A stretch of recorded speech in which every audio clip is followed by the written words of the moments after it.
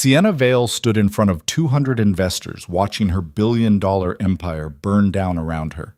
Not from market collapse or bad management, but from the one man who was supposed to protect her, her own father. Tonight, he would stand in this room and publicly declare his daughter mentally unfit to run her own company. Everything she'd built over the past decade would vanish with a single signature. But the quiet single father sitting in the back row had just discovered something that would change everything. If you want to see how a CEO who spent 30 years fighting for her father's approval finally learned to stop apologizing for her own power, stay with me until the end. And drop a comment with your city so I can see how far this story travels. The conference room at Vale Properties felt like a courtroom designed to punish ambition. Sienna sat at the head of the table surrounded by 15 men in expensive suits who kept checking their phones instead of listening to her presentation. She was explaining a $14 million commercial development deal that would add 3 buildings to the downtown corridor, but half the board looked bored and the other half looked annoyed.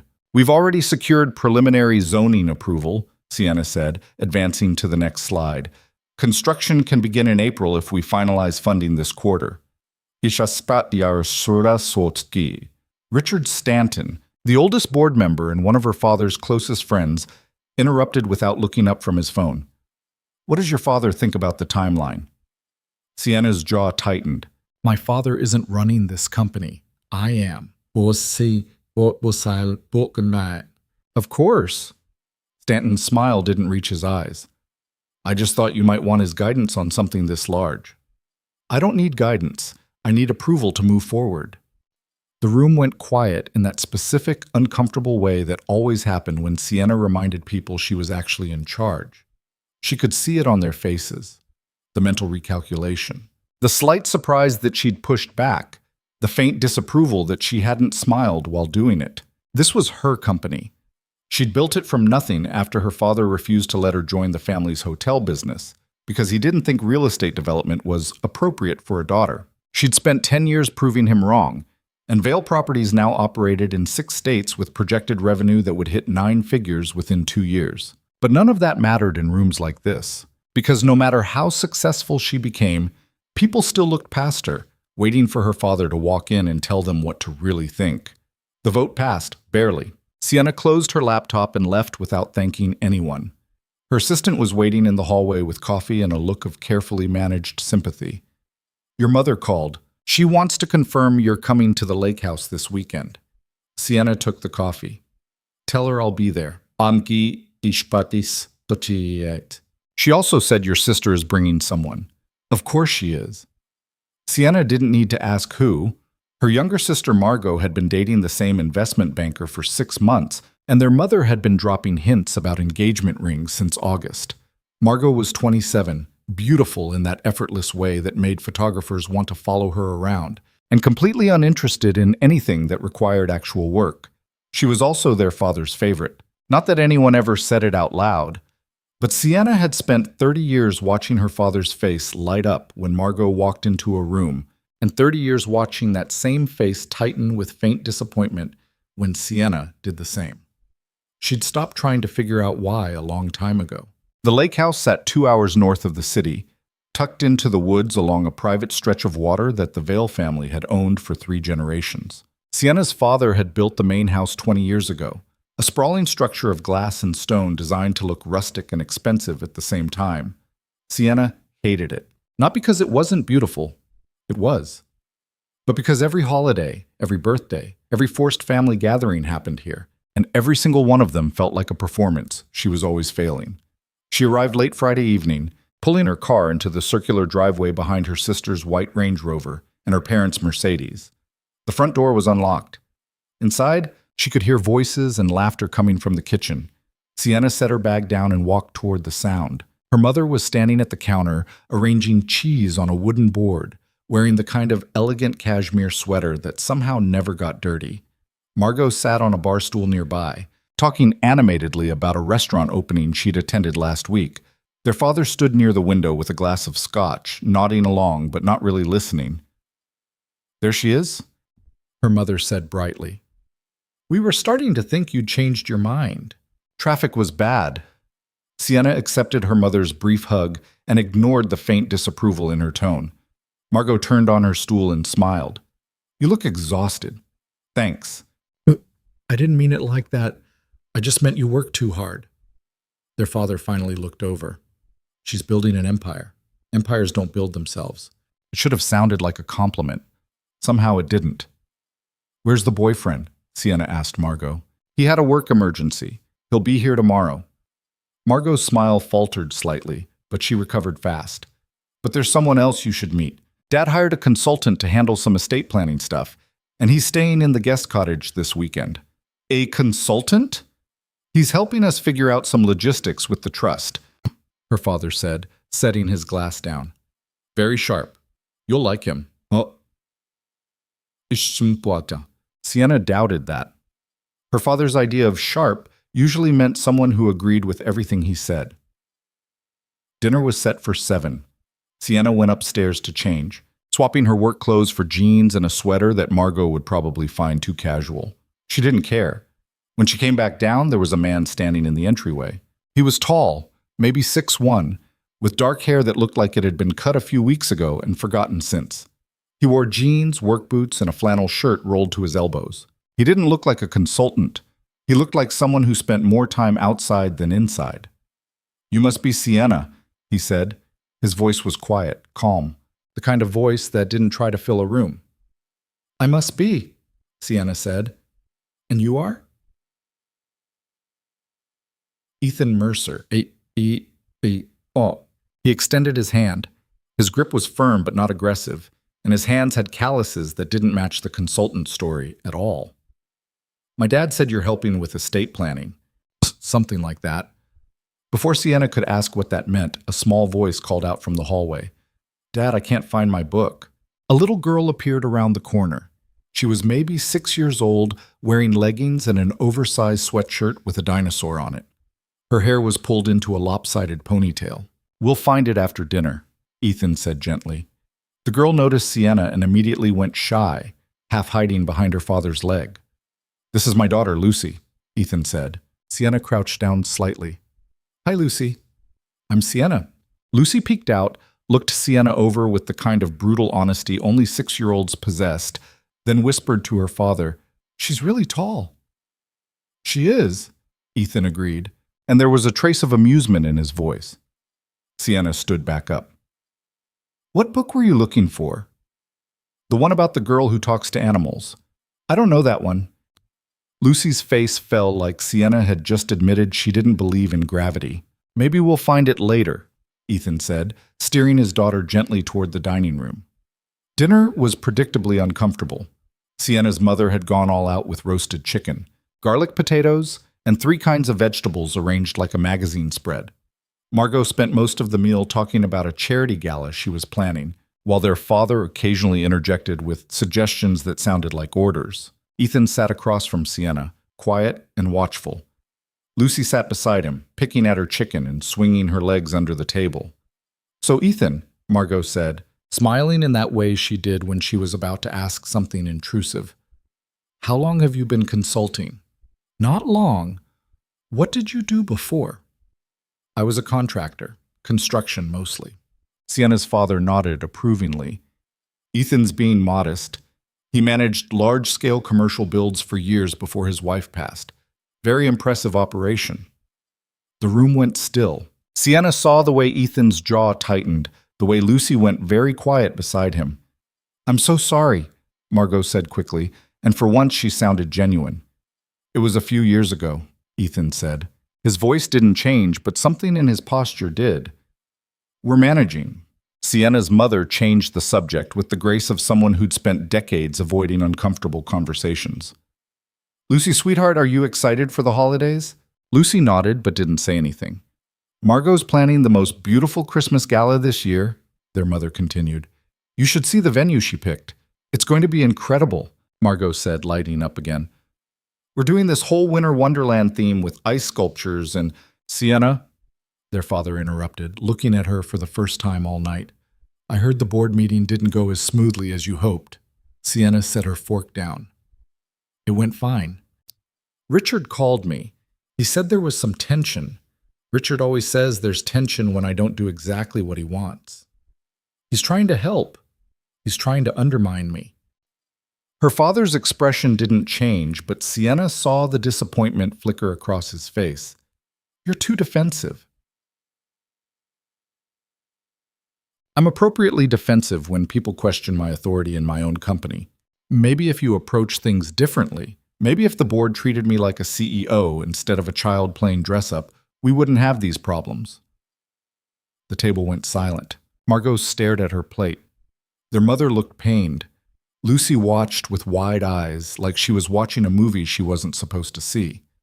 Ethan just looked at Sienna. Not with judgment or discomfort, just looked. You know what your problem is?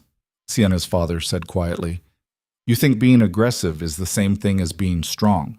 And you think being agreeable is the same thing as being competent. Sienna. Her mother's voice was soft but firm.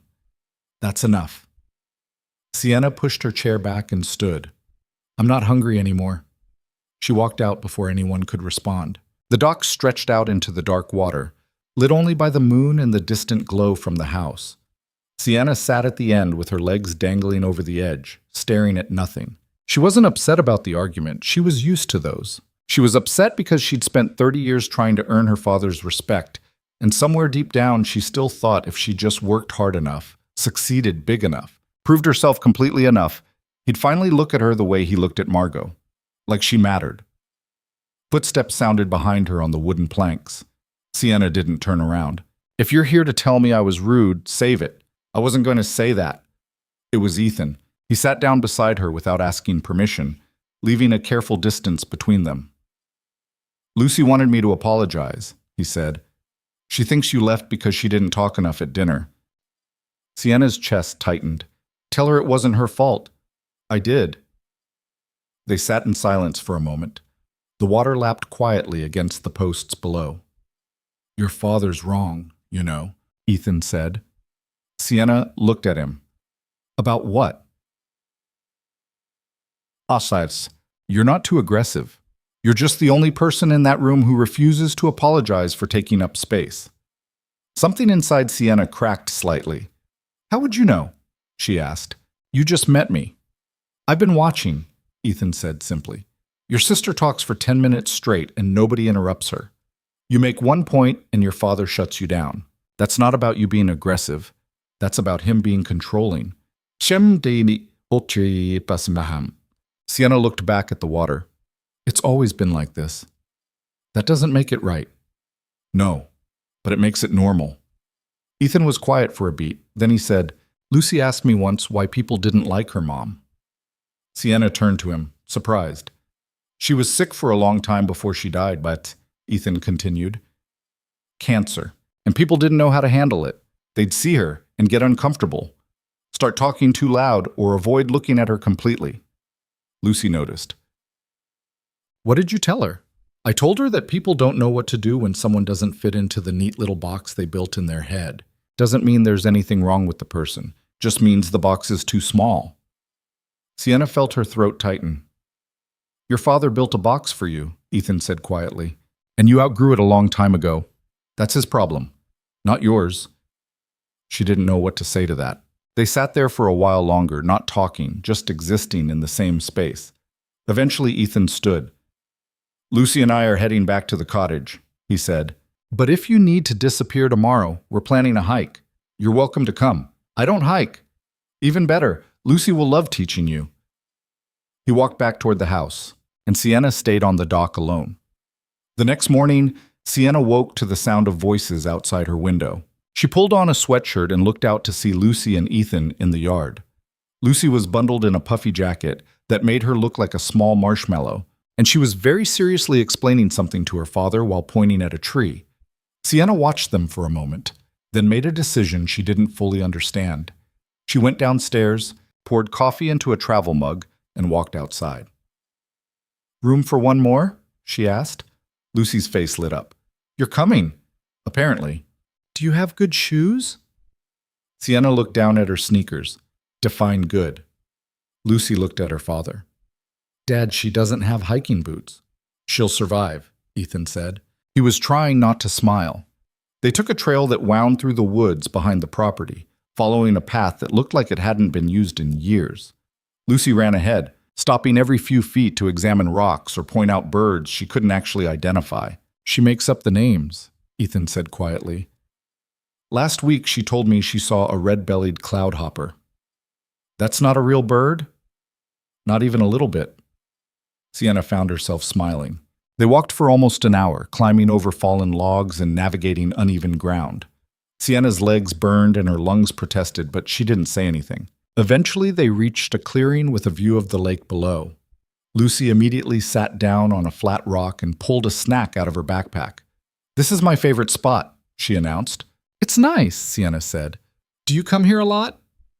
"First time." Lucy looked scandalized. "Do you live here?" "I don't live here. I just visit sometimes." "Why?" Because my family's here." Lucy considered this while chewing a granola bar. "Do you like your family?" "Lucy," Ethan said quietly. "What? I'm just asking." Sienna crouched down beside her. "It's complicated. That's what grown-ups always say when the answer is no." Ethan covered his face with one hand. Sienna laughed. "You're not wrong."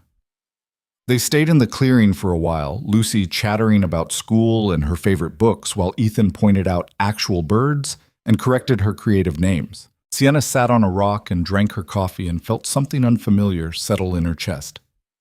Peace, maybe, or just the absence of performance. When they finally headed back, Lucy grabbed Sienna's hand without asking and swung it between them like they'd known each other for years. "You should come on all our hikes," Lucy said. "I don't think I'm very good at hiking." "That's okay. You'll get better." Ethan caught Sienna's eye and smiled. Back at the house, Margot's boyfriend had arrived. His name was Trevor, and he looked exactly like Sienna expected. Tall, polished, and deeply interested in talking about himself. Lunch was sandwiches on the back patio. Trevor dominated the conversation with a story about a client meeting that somehow lasted 20 minutes.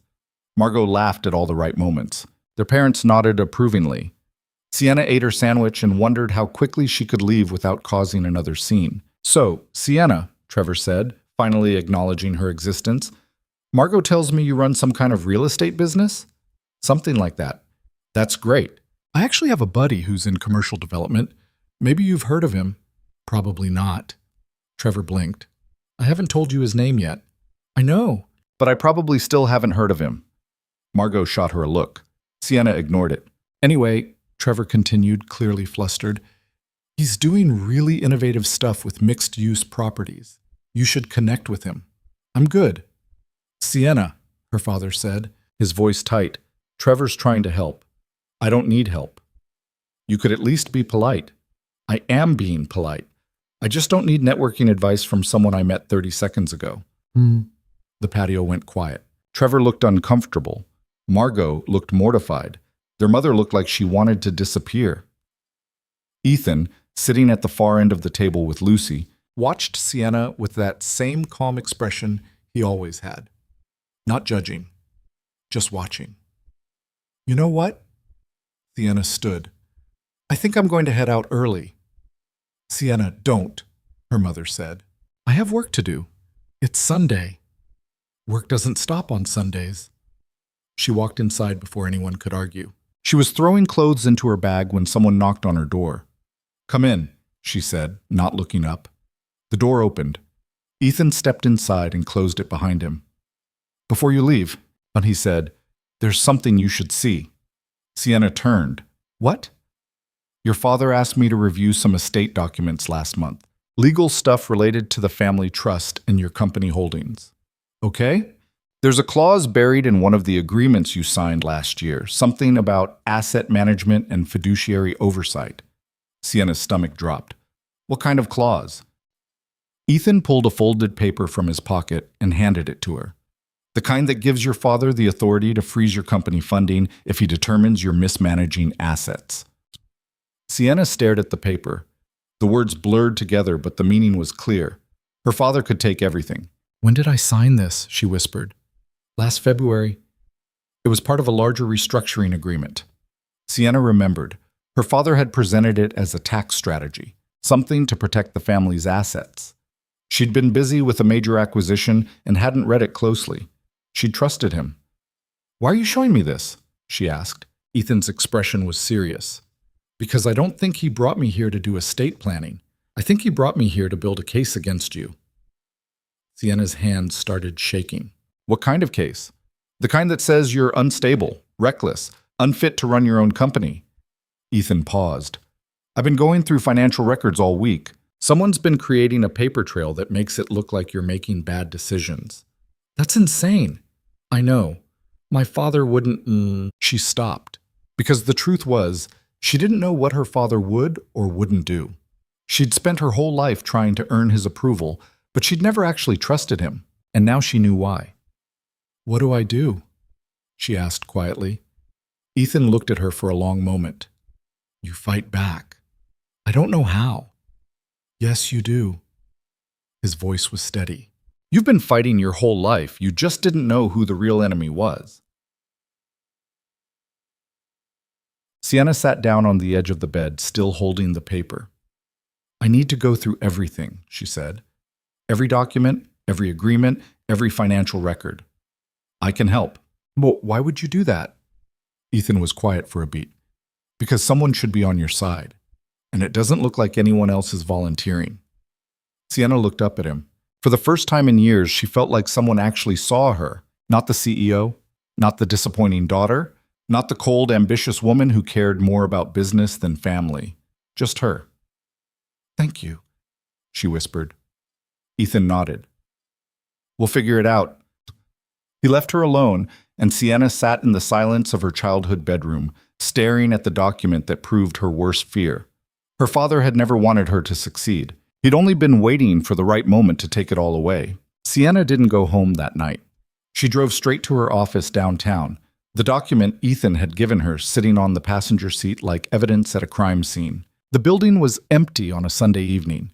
Her footsteps echoed through the marble lobby as she rode the elevator to the 14th floor, swiping her key card with hands that still hadn't stopped shaking. Inside her office, she spread the document across her desk and read it again. And again. Each time the words stayed the same, but their meaning grew sharper. Her father had built a trap, and she'd walked right into it. The clause was buried in Section 7, subsection D, hidden beneath language about fiduciary responsibility and asset protection. It gave her father the authority to petition for oversight of her company assets if he deemed her management irresponsible or detrimental to family interests. The definition of irresponsible was left deliberately vague, which meant he could define it however he wanted. Sienna pulled up the original agreement on her computer and scrolled through 43 pages of legal language she'd barely glanced at before signing. She remembered the meeting. Her father had brought his attorney, a sharp-faced man named Gerald, who'd explained it as routine estate planning, tax advantages, asset protection for the next generation. She'd trusted them. She grabbed her phone and called her own lawyer. Marcus Chen answered on the third ring, sounding groggy. Sienna, it's almost midnight. I need you to look at something. Can it wait until tomorrow? No. She heard him sigh, then the sound of rustling sheets. Send it over. Sienna scanned the document and emailed it while Marcus woke up fully on the other end of the line. She heard the ping of his inbox, then silence as he read. The silence stretched longer than she wanted. Marcus? Where did you get this? My father's consultant found it. What does it mean? It means you signed away oversight of your own company. Sienna's chest tightened. Can he actually use this? If he builds a case that you're mismanaging assets? Yes. He could petition a court for temporary conservatorship over your business holdings while an investigation happens. That's insane. I built that company from nothing. Legally, that doesn't matter. You signed this agreement. It's binding. Sienna stood and walked to the window, looking out at the dark city below. How do I fight it? You'd need to prove the agreement was signed under duress or false pretenses, or you'd need to show that your management has been sound and his claims are baseless. They are baseless. Can you prove it? Sienna thought about the board meeting, Richard Stanton's pointed questions, the way her father had immediately known about the tension before she'd even left the building. Someone had been talking to him. Someone had been feeding him information. What if someone's been sabotaging my decisions, she asked, making things look worse than they are? Marcus went quiet.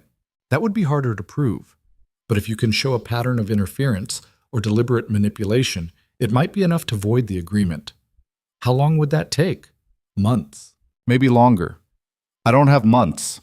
Then you need to be very careful about your next moves. Don't give him any ammunition. Sienna ended the call and sat back down at her desk. Her mind raced through the past year, cataloging every decision, every project, every board meeting where someone had questioned her judgment. There had been too many. Her phone buzzed with a text from Ethan. "Are you okay?" She stared at the message for a long moment before typing back. "Working. You should be asleep." "So should you. Can't sleep." 3 dots appeared, then disappeared, then appeared again. "Lucy wants to know if you found your favorite spot yet." Despite everything, Sienna smiled. "What spot?" "She thinks everyone has a favorite spot where they go to think. Hers is the clearing we hiked to. She wants to know where yours is." Sienna looked around her empty office.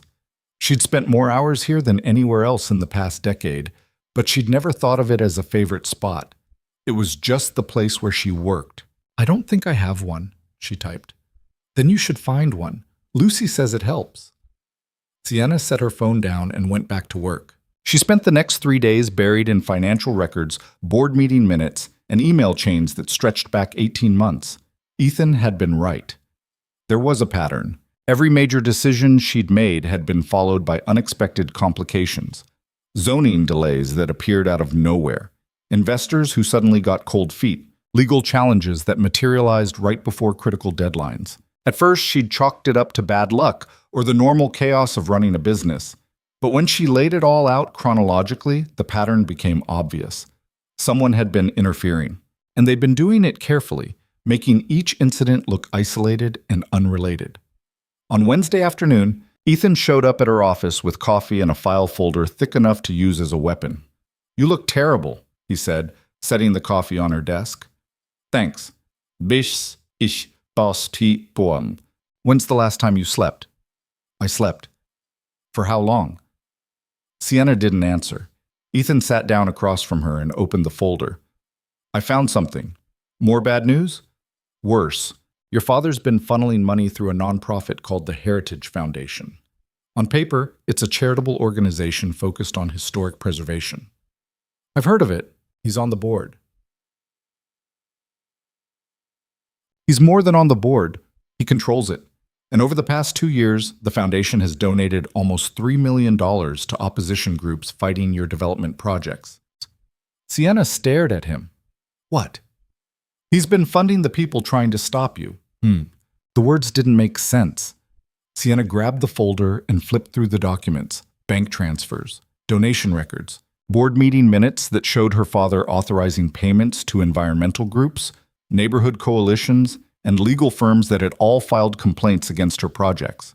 "Why would he do this?" she whispered. "Because if your projects fail, it proves you can't manage the company. And if you can't manage the company, he has grounds to take control." Sienna felt sick.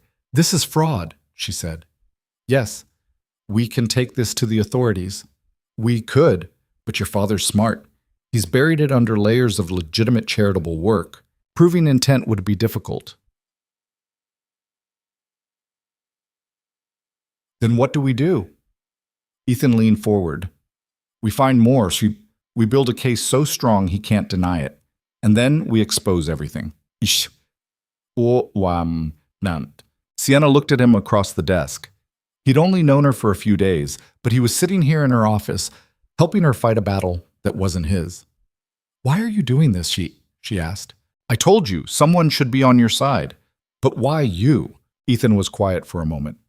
"Because I know what it's like to be underestimated. After my wife died, everyone assumed I couldn't handle raising Lucy alone. People kept offering to help in ways that really meant they didn't think I was capable."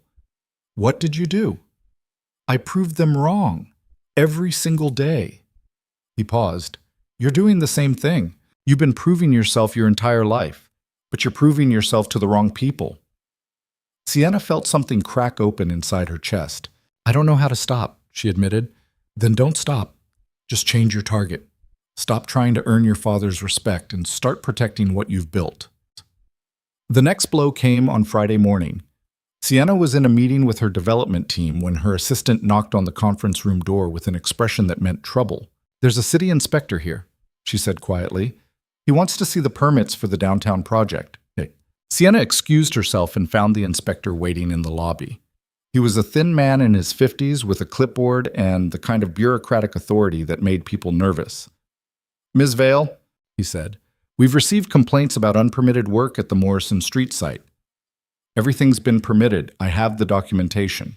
I'd like to see it." Rochelle? Sienna pulled the files. Every permit was in order, but the inspector spent an hour going through them anyway, looking for problems that didn't exist. Finally, he straightened up. "Everything appears to be in compliance. That's because it is. We'll be monitoring the site closely going forward. Any violations will result in immediate work stoppage." He left, and Sienna stood in the lobby trying to breathe normally. Her phone rang. It was Richard Stanton. "Sienna, we need to talk about the Morrison Street project." "What about it?" "I'm hearing concerns from the city. Complaints about noise, traffic, community impact. Those concerns were addressed months ago. Nevertheless, the board thinks we should pause construction until—" "The board doesn't get to pause construction. I do." "Sienna, I'm trying to help you." "No, you're trying to undermine me, and I'm done pretending I don't see it." She hung up. That afternoon, 3 investors called to express concerns about her leadership. By evening, 2 more board members had emailed asking for an emergency meeting to discuss the company's direction. The attacks were coordinating, accelerating. Sienna called Ethan. "It's happening," she said. "He's making his move." "How bad?" "Bad. I'm getting hit from every direction." "Can you prove it's him?" "Not yet, but I will." That weekend, Sienna didn't go to the lake house. She stayed in the city and worked. Ethan came to her office Saturday morning with Lucy, who immediately set up a coloring station on the floor, while Sienna and Ethan went through more documents.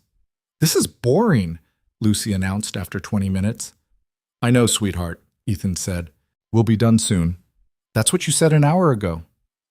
Sienna looked up from her laptop. "Do you want to help?" Lucy's face brightened. "Really?" "Sure, I need someone to organize these papers by date." "Think you can do that?" Lucy scrambled over and started sorting with the intense focus of a 6-year-old given an important job. Ethan caught Sienna's eye and smiled. They worked through lunch. Lucy eventually got bored again and migrated to Sienna's desk chair, spinning in slow circles while asking questions about everything she saw.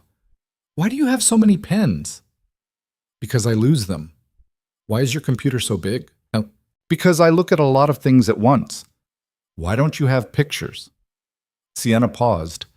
Lucy was right. Her office had awards on the walls, framed articles about her projects, a shelf of architecture books, but no personal photos, no evidence of a life outside of work.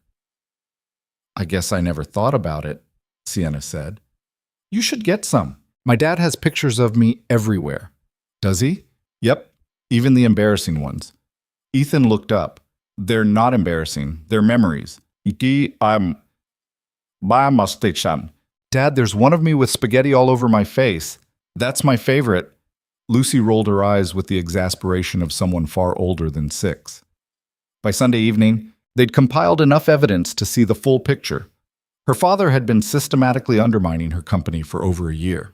The nonprofit donations were just one piece. He'd also been using his connections to delay permits, pressure investors, and plant negative stories in the press. "He's been planning this for a long time," Ethan said. Sienna felt numb. "I should have seen it." "How?" "You trusted him. That's what daughters are supposed to do.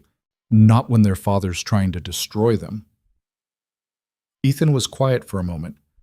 "My wife used to say that the hardest part of being a parent is knowing when to let go. When to stop trying to control everything and just trust your kid to figure it out. What does that have to do with this? Your father never learned how to let go. So instead of trusting you, he's trying to control you. And when that didn't work, he decided to take everything away." Sienna looked at the documents spread across her desk. What kind of person does that to their own daughter? Someone who cares more about power than people. On Monday morning, someone who cares more about— Sienna's largest international project exploded. The development was a billion-dollar mixed-use complex in partnership with a European investment group. It had taken 3 years to negotiate, and construction was scheduled to begin in 6 weeks. At 9 a.m., the lead investor called. "Sienna, we have a problem." Her stomach dropped. "What kind of problem?" "We're getting pressure from environmental groups. They're threatening protests, legal action, media campaigns. Our board is nervous." "We've addressed every environmental concern. The project is clean. I know, but the optics are bad. We need to pause until things settle down. If we pause, we lose our construction window. We'll be delayed by months." "I'm sorry. It's out of my hands." The call ended and Sienna sat staring at her computer screen. This was the project that would take her company from regional success to national player. Losing it would be devastating. Her phone buzzed with a text from her father. "I heard about the European deal. We should talk." Sienna stared at the message. The timing was too perfect. He'd known about the investor's decision before she did, because he'd orchestrated it. She called Ethan. "He killed my biggest project," she said, her voice shaking. "The European development. It's dead." "Are you sure it was him?" "He texted me 5 minutes after I got the call. He knew, Ethan. He knew before I did. Then we go public. We release everything we found. And say what?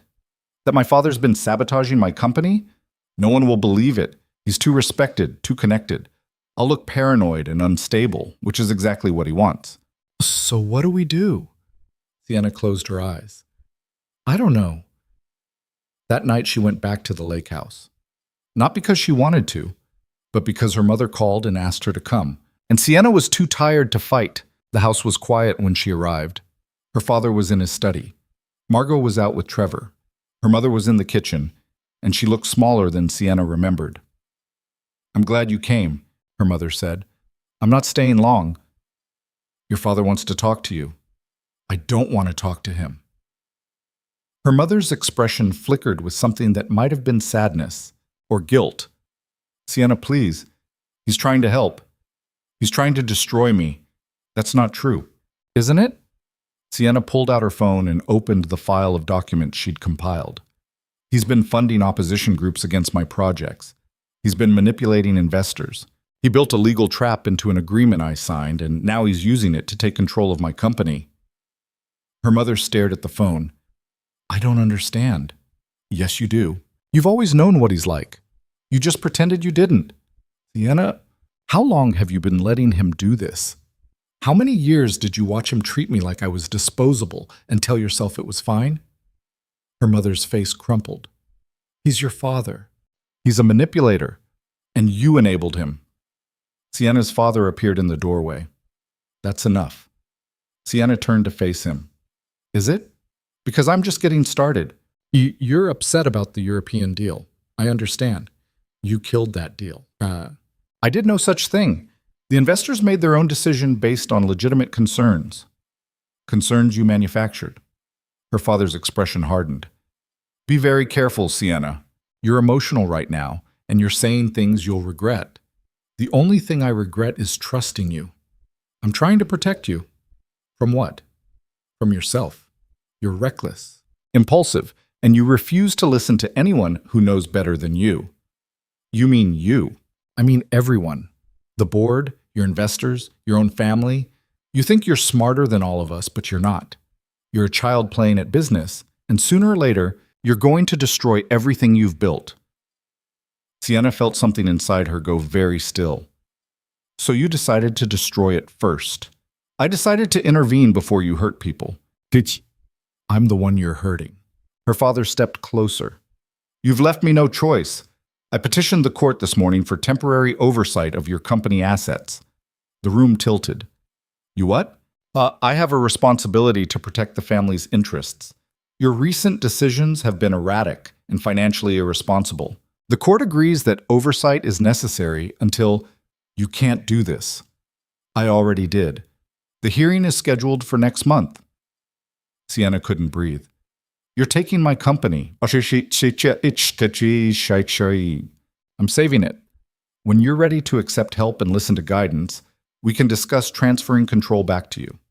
But until then, Someone needs to protect what you've built from your own poor judgment. Sienna looked at her mother, who was staring at the floor, then at her father, who looked calm and certain and completely convinced he was right, and she realized something that should have been obvious years ago. He was never going to stop. He was never going to see her as capable, competent, or worthy of respect, because seeing her that way would mean giving up control, and control was the only thing he actually cared about. "I'll fight you," she said quietly. "You'll lose."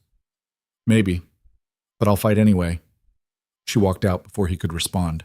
Ethan was waiting at the cottage when she arrived, sitting on the porch steps while Lucy slept inside. He stood when he saw her. "He filed," Sienna said. "Court petition for oversight. The hearing's in a month." Ethan's jaw tightened. "Then we have a month to build our case." "It's not enough time." "Then we make it enough." Sienna sat down on the steps, and Ethan sat beside her. The night was cold and clear, and she could see her breath in the air. "I can't believe he's actually doing this," she said. "I can.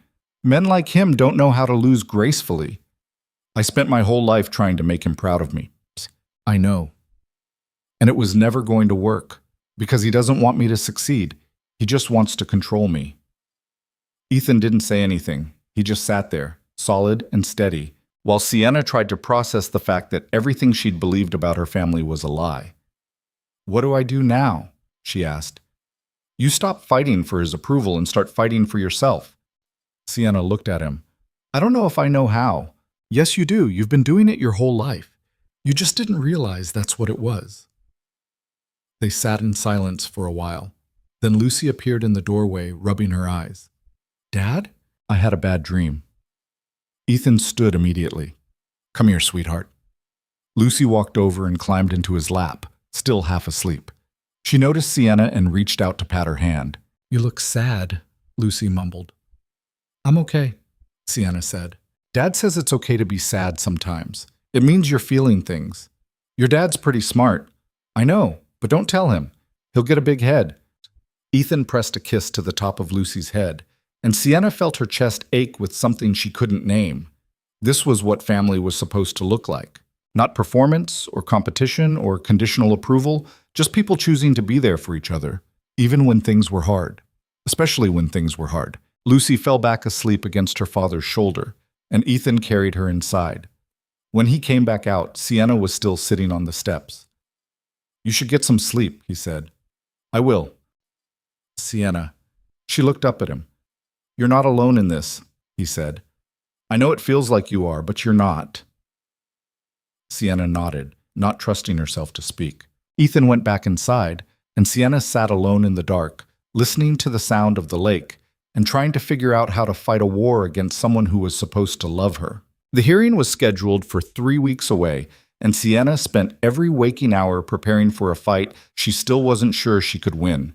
Marcus Chen set up a war room in a conference space downtown, covering the walls with timelines, financial records, and evidence of her father's interference. Ethan brought everything he'd uncovered about the Heritage Foundation.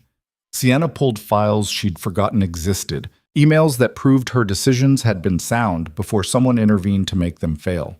"We need to show a pattern," Marcus said on the third day, standing in front of a wall covered in red string connecting dates and events like something from a crime drama. "Isolated incidents won't be enough.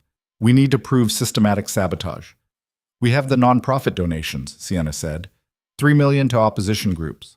Your father will argue those were legitimate charitable contributions. We need more." Ethan tapped a stack of documents. "What about the permit delays? 4 projects, 4 mysterious holdups, all resolved within days of her father making a phone call." Marcus frowned. "Can we prove he made those calls?" "Not directly, but the timing's too perfect to be coincidence." "Coincidence isn't proof." Sienna felt frustration building in her chest. "So what do we need?" "A witness. Someone who can testify that your father explicitly instructed them to interfere with your business." "No one's going to admit that." "Then we find documentation, emails, texts, recorded conversations, something concrete that shows intent." Sienna looked at the evidence scattered across the table and felt the weight of impossibility pressing down. Her father was too smart to leave obvious trails. He'd spent a year carefully constructing her failure, and he'd done it in a way that looked legitimate from every angle. Her phone rang. It was Richard Stanton. She almost didn't answer. Then she thought about what Ethan had said about fighting back and picked up. What do you want, Richard? I want to help you, Sienna. No, you want to help my father. There was a pause. I've known your father for 30 years. He's a good man who's worried about his daughter. He's a manipulator who's worried about losing control. That's not fair, isn't it? How many times have you called him after our board meetings? How many times have you told him I was making mistakes before I even had a chance to fix them? Richard's silence was answer enough. You've been spying for him, Sienna said. This whole time you've been reporting everything I do. I was trying to help guide you. Hush, I didn't ask for guidance. I asked for loyalty, and you gave it to the wrong person. She hung up before he could respond. Marcus was watching her. That sounded productive. He admitted he's been talking to my father. Admitting it to you isn't the same as admitting it in court. I know, but at least now I know for sure. That night, Sienna went home to her apartment for the first time in days. It felt strange and empty, like a hotel room she had been renting but never actually lived in. She was making tea she wouldn't drink when someone knocked on her door. It was Margot. Sienna's first instinct was to pretend she wasn't home, but Margot had probably seen her car in the parking garage, and avoiding her felt exhausting. She opened the door. Margot looked uncertain, which was unusual. Her sister normally walked through life with the confidence of someone who'd never been told no. Can I come in? Margot asked. Sienna stepped aside. Margot walked into the apartment and looked around like she was seeing it for the first time. Maybe she was. Sienna couldn't remember the last time her sister had visited. Nice place, Margot said. What do you want? Mom told me about the hearing, about what Dad's doing. And? Margot turned to face her. And I don't think it's right. Sienna wasn't sure she'd heard correctly. What? I don't think Dad should be trying to take your company. You built it. It's yours. You're just realizing this now? Don't be like that. Be like what? Angry that my sister's been watching our father destroy me for a year and didn't say anything? Margot's face flushed. I didn't know what he was doing. Not really. I knew he was worried about you, but I thought he was just being overprotective. He's not protective. He's controlling. I know that now. Sienna sat down on the couch, suddenly too tired to stay standing. Why are you here, Margot? Margot sat in the chair across from her. Because I've been thinking about what you said at the lake house. About how I've always been the favorite and you've always had to fight for everything. I don't need your pity. I'm not offering pity. I'm offering to help. Sienna looked at her sister. Margot was wearing designer jeans and a cashmere sweater that probably cost more than most people's rent. Her hair was perfect, her makeup flawless, and she looked exactly like the kind of daughter their father had always wanted. How could you possibly help? Sienna asked. I have access to Dad's office, his computer, his files. You want to spy on him? I want to find proof of what he's been doing. You said you need evidence. I can get it. Sienna studied her sister's face, looking for the angle, the hidden agenda. Why would you do that? Margot looked down at her hands. Because you were right. I've spent my whole life being the easy daughter, the one who didn't cause problems or ask difficult questions. And I told myself that was fine because at least Dad was proud of me. He is proud of you. No, he's proud of the version of me that does whatever he says. That's not the same thing. Margot's voice cracked slightly. Trevor asked me to marry him last week. Sienna blinked. What? He proposed. And the first person I told was Dad because I wanted him to be happy about it. And you know what he said? What? He said Trevor was a good choice because he came from the right family and had the right connections. He didn't ask if I loved him. He didn't ask if I was happy. He just approved the merger. That's what he does. He turns everything into a business transaction. I know, and I'm tired of being a transaction. Margot looked up and her eyes were wet. I don't know if I even want to marry Trevor, but I said yes because Dad wanted me to, and I've spent my whole life doing what Dad wants. For the first time in years, Sienna felt something other than resentment toward her sister. She felt recognition. You don't have to marry him, Sienna said quietly. I don't know how to say no. Yes, you do. You just did. You said no to staying quiet while Dad destroys me. Margot wiped her eyes. I'm scared. Of what? Of disappointing him, of losing his approval.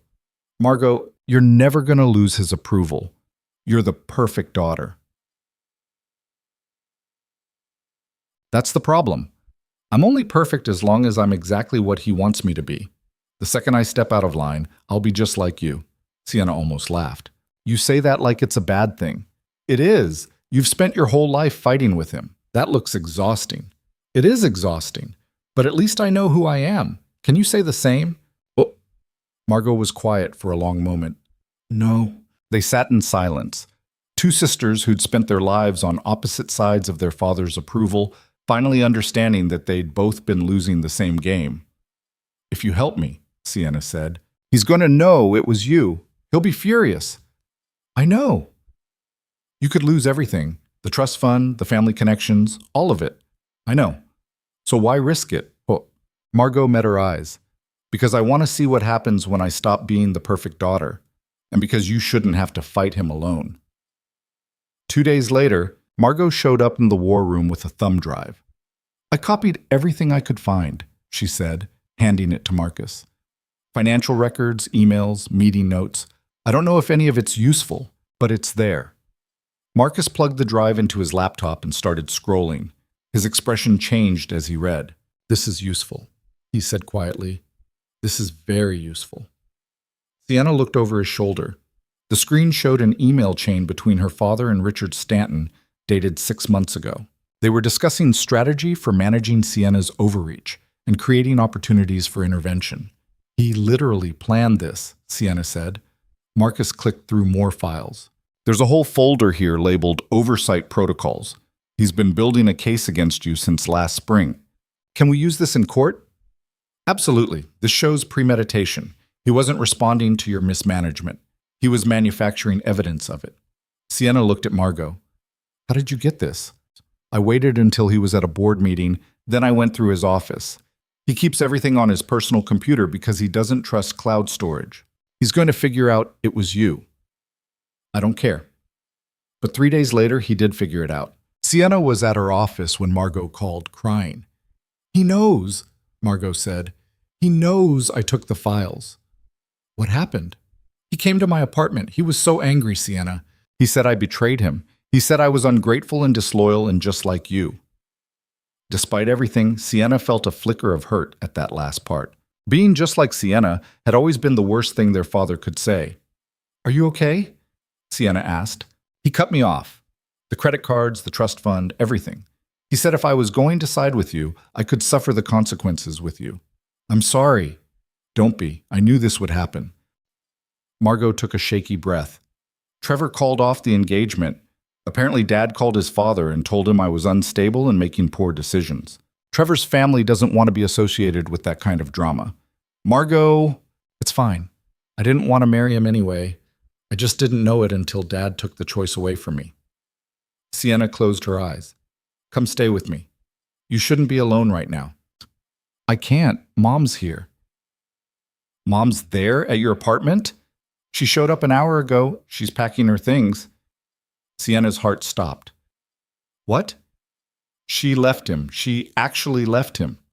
Their mother had never left. In 30 years of marriage, through every argument and manipulation and quiet cruelty, she'd stayed. She'd enabled. She'd looked the other way and told herself everything was fine. Why now? Sienna asked. She said watching him destroy his daughters was the line she couldn't cross. Margot's voice broke again. She said she was sorry it took her this long to see it. Sienna didn't know what to say to that. Can we come to your place? Margot asked. Just for tonight. I don't want to go back to the lake house, and I don't know where else to go. Of course. They showed up 2 hours later. Their mother looked smaller than Sienna had ever seen her, carrying a single suitcase like a refugee fleeing a war zone. Margot's eyes were red and swollen. Sienna made tea that no one drank and set out blankets that no one used. They sat in her living room, 3 women who'd spent their lives in orbit around the same man, finally colliding in the wreckage he'd created. I'm sorry, their mother said finally. I'm so sorry, Sienna.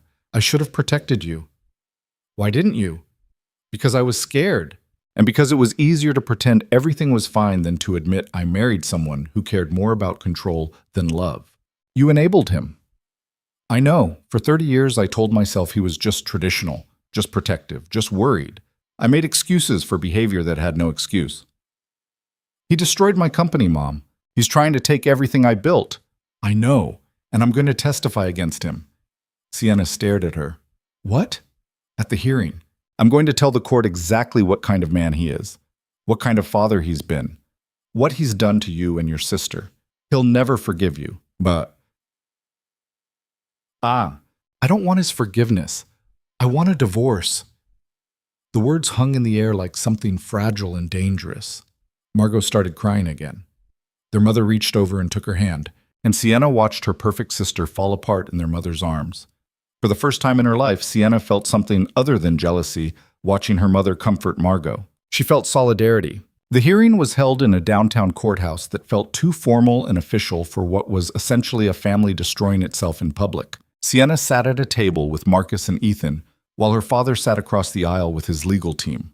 He looked calm and confident, wearing an expensive suit that probably cost more than most people made in a month.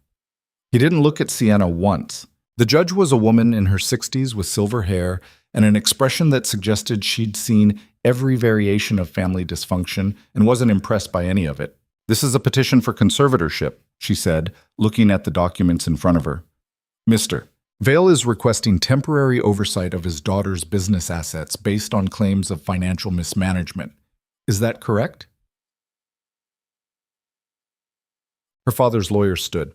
Yes, Your Honor. Mr. Vale has serious concerns about his daughter's decision-making and believes intervention is necessary to protect both the family's interests and Ms. Vale's own financial future. The judge looked at Sienna. And how does Ms. Vale respond to these claims? Marcus stood. Ms. Vale denies all allegations of mismanagement, Your Honor. Furthermore, we have evidence that Mr. Vale has been systematically sabotaging his daughter's business for over a year in order to create the appearance of incompetence. The judge's eyebrows rose slightly. That's a serious accusation. We have documentation to support it. Then let's see it. The next 3 hours were brutal. Marcus presented the emails Margot had stolen, showing her father's deliberate planning. He showed the Heritage Foundation donations, the permit delays, the investor pressure. He built a timeline that proved every one of Sienna's failures had been manufactured. Her father's lawyer tried to spin it as parental concern, but the evidence was too strong. Then her father took the stand. He looked composed and reasonable, speaking in the calm, measured tone he used when he wanted people to trust him. I love my daughter, he said. Everything I've done has been out of concern for her well-being. You call sabotaging her business concern? Marcus asked. I call it intervention. Sienna has always been impulsive and defensive. She makes decisions based on emotion rather than logic, and she refuses to accept guidance from people with more experience. More experience like you? Yes. Mr. Vale, did you or did you not donate $3 million to organizations specifically formed to oppose your daughter's development projects? I donated to charitable organizations focused on environmental protection and community preservation. Organizations that filed lawsuits against your daughter's projects? Well, I don't control what they choose to do with their funding. But you knew what they were doing when you wrote the checks. What? Her father hesitated for just a second. I believe they were serving a legitimate purpose, and that purpose happened to align with destroying your daughter's business? Objection, her father's lawyer said. Argumentative. Sustained, the judge said. But she was watching Sienna's father with an expression that suggested she was seeing through the performance. Then Marcus called their mother to the stand. Sienna's father went very still. Their mother walked to the witness box wearing a simple dress and no jewelry. She looked terrified but determined. Mrs. Vale, Marcus said gently, how long have you been married to the petitioner? 30 years. And in those 30 years, have you observed your husband's relationship with your daughter, Sienna? Yes. Can you describe that relationship? Their mother took a breath. My husband has never accepted that Sienna is her own person. He spent her entire life trying to control her, and when she refused to be controlled, he punished her. Sienna's father leaned forward to whisper to his lawyer. Can you give examples? Marcus asked. When Sienna wanted to study business in college, he told her it wasn't appropriate for a daughter. When she started her own company, He called it a hobby. When she succeeded despite him, he found ways to undermine her. Did you witness him planning the sabotage we've discussed? Not directly, but I knew something was wrong. He'd come home from board meetings angry that Sienna hadn't failed yet. He'd make phone calls in his study and talk about managing the situation. I didn't want to believe what it meant. Why are you testifying against your husband now? Their mother looked directly at Sienna's father. Because I've spent 30 years being complicit in his need for control. I told myself I was keeping the peace, but I was really just enabling abuse. The courtroom went silent. He's not trying to help our daughter, their mother continued. He's trying to destroy her because she had the audacity to succeed without his permission, and I can't be part of that anymore. Sienna felt tears burning behind her eyes. Her father's lawyer tried to discredit their mother's testimony, painting her as a bitter wife seeking revenge. But the damage was done. Then Margot testified. She told the court about finding the files, about their father's rage when he discovered what she'd done, about being cut off and cast aside the moment she stopped being useful. He doesn't love us, Margot said, and her voice shook. He loves controlling us. And the second we stop letting him, we stop existing to him. When the testimonies ended, the judge called a recess. Testimonies? Sienna stood in the hallway with Marcus, Ethan, her mother, and Margot. They looked like refugees from different wars who'd somehow ended up in the same bunker. How do you think it went? Sienna asked Marcus. I think we presented a strong case, but nothing's guaranteed. Ethan touched Sienna's arm. You did good in there. I barely said anything. You didn't have to. The evidence spoke for itself. Lucy appeared from around the corner where she'd been sitting with Ethan's sister who'd driven up to watch her during the hearing. She ran over and wrapped her arms around Sienna's legs. Did you win? Lucy asked. We don't know yet, sweetheart, Ethan said. But you told the truth, right? Sienna crouched down to Lucy's level. We did. Then you'll win. My dad says the truth always wins eventually. Your dad's an optimist. What's an optimist? Someone who believes things will work out. Lucy thought about this. Are you an optimist? I don't know. I've never really tried. You should try. It's better than being scared all the time. Sienna felt her chest tighten.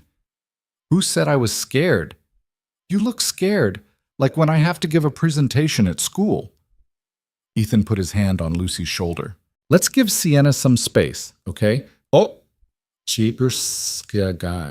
But Lucy was already hugging Sienna again. It's okay to be scared, but you're really brave anyway. Sienna held on to the 6-year-old who somehow understood more about courage than most adults. When the judge returned, her expression was unreadable. I've reviewed all the evidence presented, she said, and I'm prepared to make a ruling. Sienna's heart pounded so hard she thought everyone in the room could hear it. The petition for conservatorship is denied. Sienna felt the room spin. Sienna felt the... Furthermore, the judge continued, I'm ordering an investigation into Mr. Vale's financial activities, specifically regarding the Heritage Foundation and its relationship to the opposition groups referenced in testimony. If fraud is discovered, criminal charges may follow. Sienna's father stood abruptly. Your Honor, this is... Mr. Vale, sit down. I'm not finished. The judge's voice was ice. I'm also voiding the oversight clause in the agreement Ms. Vale signed, as it's clear the agreement was obtained through misrepresentation and undue influence. Marcus grabbed Sienna's hand under the table. Ms. Vale will retain full control of her business assets, the judge said. Mr. Vale is prohibited from interfering with her company operations in any capacity. If he violates this order, he will face contempt charges. The judge looked directly at Sienna's father. Mr. Vale, I've been on this bench for 20 years. I've seen a lot of family disputes, but I've rarely seen a parent work so systematically to destroy their own child's success. Whatever your motivations were, they don't justify what you've done. This court finds your actions reprehensible. She banged her gavel. We're adjourned. The courtroom erupted. Sienna sat frozen as Marcus pumped his fist and her mother started crying. Margot grabbed her hand, laughing through tears. Ethan just smiled. Across the aisle, Sienna's father gathered his papers with stiff, mechanical movements. His lawyer was talking to him, but he didn't seem to hear. He looked smaller than he had an hour ago. He looked like a man who'd finally lost control.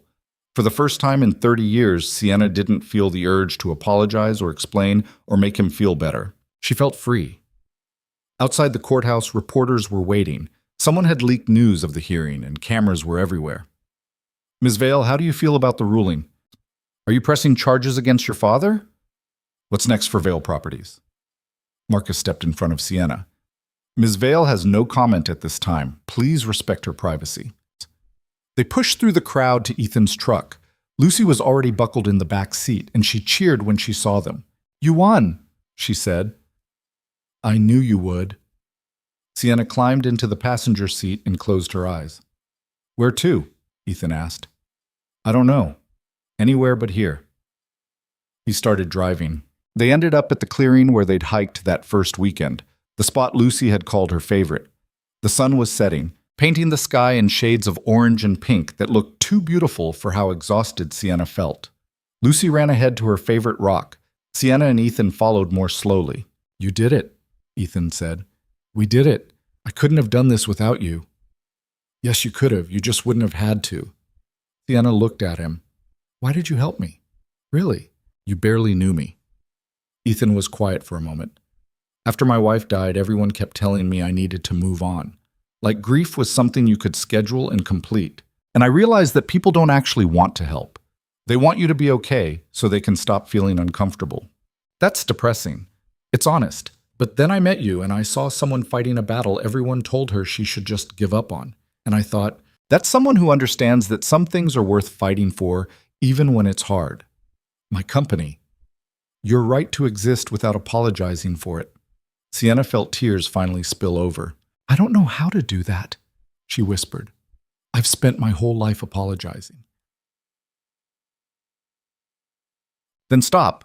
You won the legal battle. Now you have to win the harder one. Which is? Believing you deserve to win. Lucy called them over to look at something she'd found, and they walked over together. The little girl was holding a rock with flecks of quartz that caught the fading light. It's magic, Lucy announced. It's pretty, Sienna said. No, it's magic. You have to make a wish on it. I don't think that's how rocks work. It's how this rock works. I make wishes on it all the time. Do they come true? Lucy considered this seriously.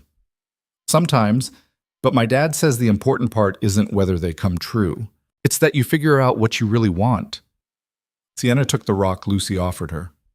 What should I wish for? I don't know. It's your wish. Sienna closed her eyes. For 30 years, she'd wished for her father's approval, for him to see her, respect her, love her the way she thought daughters were supposed to be loved. But standing here in the clearing with a 6-year-old who believed in magic rocks and a man who'd chosen to fight beside her when he had no reason to, Sienna realized she didn't want that anymore. She wanted to stop fighting for people who would never choose her back. She wanted to build something that couldn't be taken away. She wanted to figure out who she was when she wasn't performing for an audience that would never applaud. She opened her eyes and handed the rock back to Lucy. I made my wish. Good. Now it has to come true.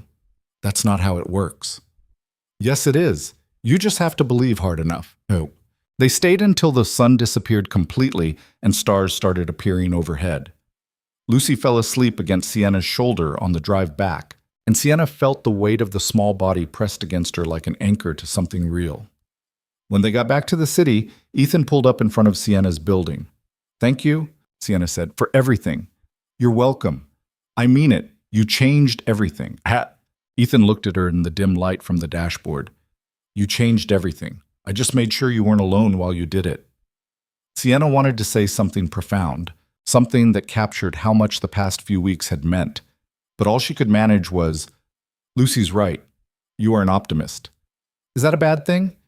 I don't know yet. I'm still trying it out. She got out of the truck and watched them drive away, Lucy's sleeping face pressed against the window. Then she went inside and started planning what came next. The victory should have felt bigger. Sienna sat in her office the morning after the hearing, staring at the same view she'd looked at for 10 years and felt nothing close to triumph. The judge had ruled in her favor. Her company was safe. Her father's control was broken, but the absence of his control didn't automatically fill with anything better. It just left empty space where his manipulation used to be. Her phone kept buzzing with messages, reporters wanting statements, board members suddenly eager to congratulate her, investors who'd gone silent during the investigation now calling to express their continued support. She ignored all of them. Marcus knocked on her door around 10, carrying 2 coffees and the kind of carefully neutral expression lawyers wore when they had bad news disguised as updates. "The district attorney's office called," he said, setting a coffee in front of her. "They're moving forward with the investigation into your father's finances." "How long will that take?" "Months, maybe longer. White-collar fraud cases are slow." "Will he go to prison?" "Honestly, probably not. He'll pay fines, maybe lose some business licenses." Men like him usually find ways to avoid actual jail time. Sienna took a sip of coffee she didn't taste. "So he gets away with it." "Aussi? Pespi? Sauce. He doesn't get away with it. He lost control of your company, his wife left him, his reputation is destroyed, and he's facing criminal investigation. That's not getting away with it. It doesn't feel like enough. Sienna, you won. You protected everything you built. That's enough." But it wasn't. Because winning the legal battle didn't erase 30 years of damage. It didn't magically repair the part of her that had learned to expect betrayal from people who were supposed to love her. Marcus left, and Sienna spent the rest of the morning staring at spreadsheets without actually reading them. Around noon, her assistant buzzed. "Your mother's here." Sienna almost said to send her away. Then she thought about her mother taking the stand, about the tremor in her voice when she'd called her own husband abusive. "Send her in." Dust. Her mother looked different.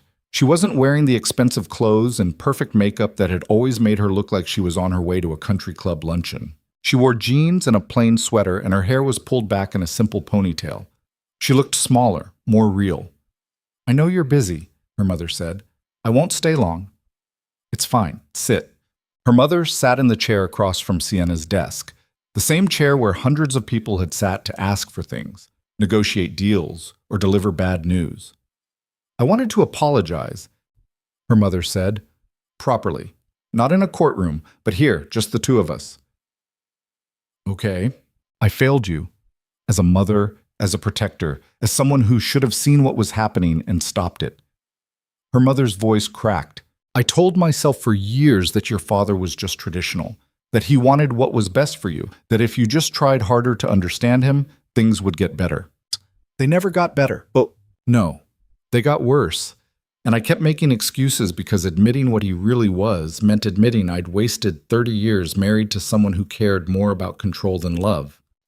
Sienna looked at her mother, really looked at her, and saw something she'd never noticed before. Her mother looked exhausted. Not just physically tired, but exhausted in the way people got when they'd been running from the truth for so long, they'd forgotten what it felt like to stop. "Why did you stay?" Sienna asked.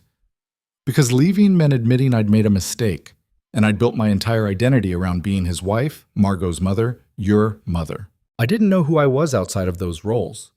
Do you know now?" Her mother smiled sadly. "I'm learning. It's terrifying. Yeah, it is." They sat in silence for a moment. Outside the window, the city moved at its usual relentless pace, indifferent to personal catastrophes. "I filed for divorce," her mother said. "My lawyer says it won't be quick or easy. Your father's going to fight it." "Of course he is. He can't stand losing control." "I know, but I'm not backing down." Her mother leaned forward slightly. "I want to be different, Sienna. I want to be the mother I should have been all along. I know I can't fix the past, but I'd like a chance to be part of your future, if you'll let me." Sienna wanted to say yes immediately, but 30 years of disappointment had taught her to be careful with hope. "I don't know if I know how to trust you," she said honestly. "I understand. I'll have to earn it. That could take a long time. I have time." Sienna nodded slowly.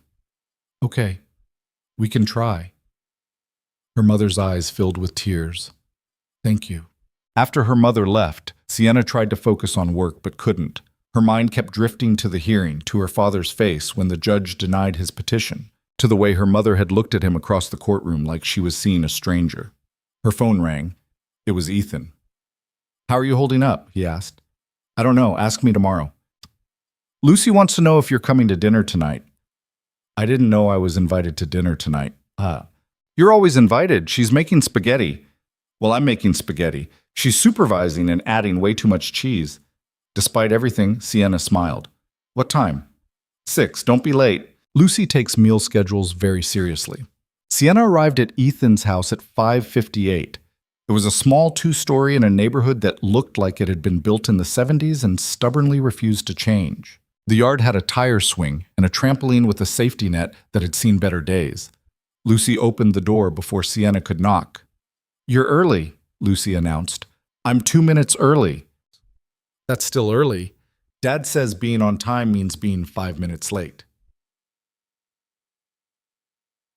"Your dad has opinions about everything, doesn't he?" "Yep, come in. You have to see my room." Lucy grabbed Sienna's hand and dragged her upstairs before Sienna could protest. Her room was exactly what you'd expect from a 6-year-old. Walls painted purple, stuffed animals everywhere, and a bookshelf overflowing with more books than it was designed to hold.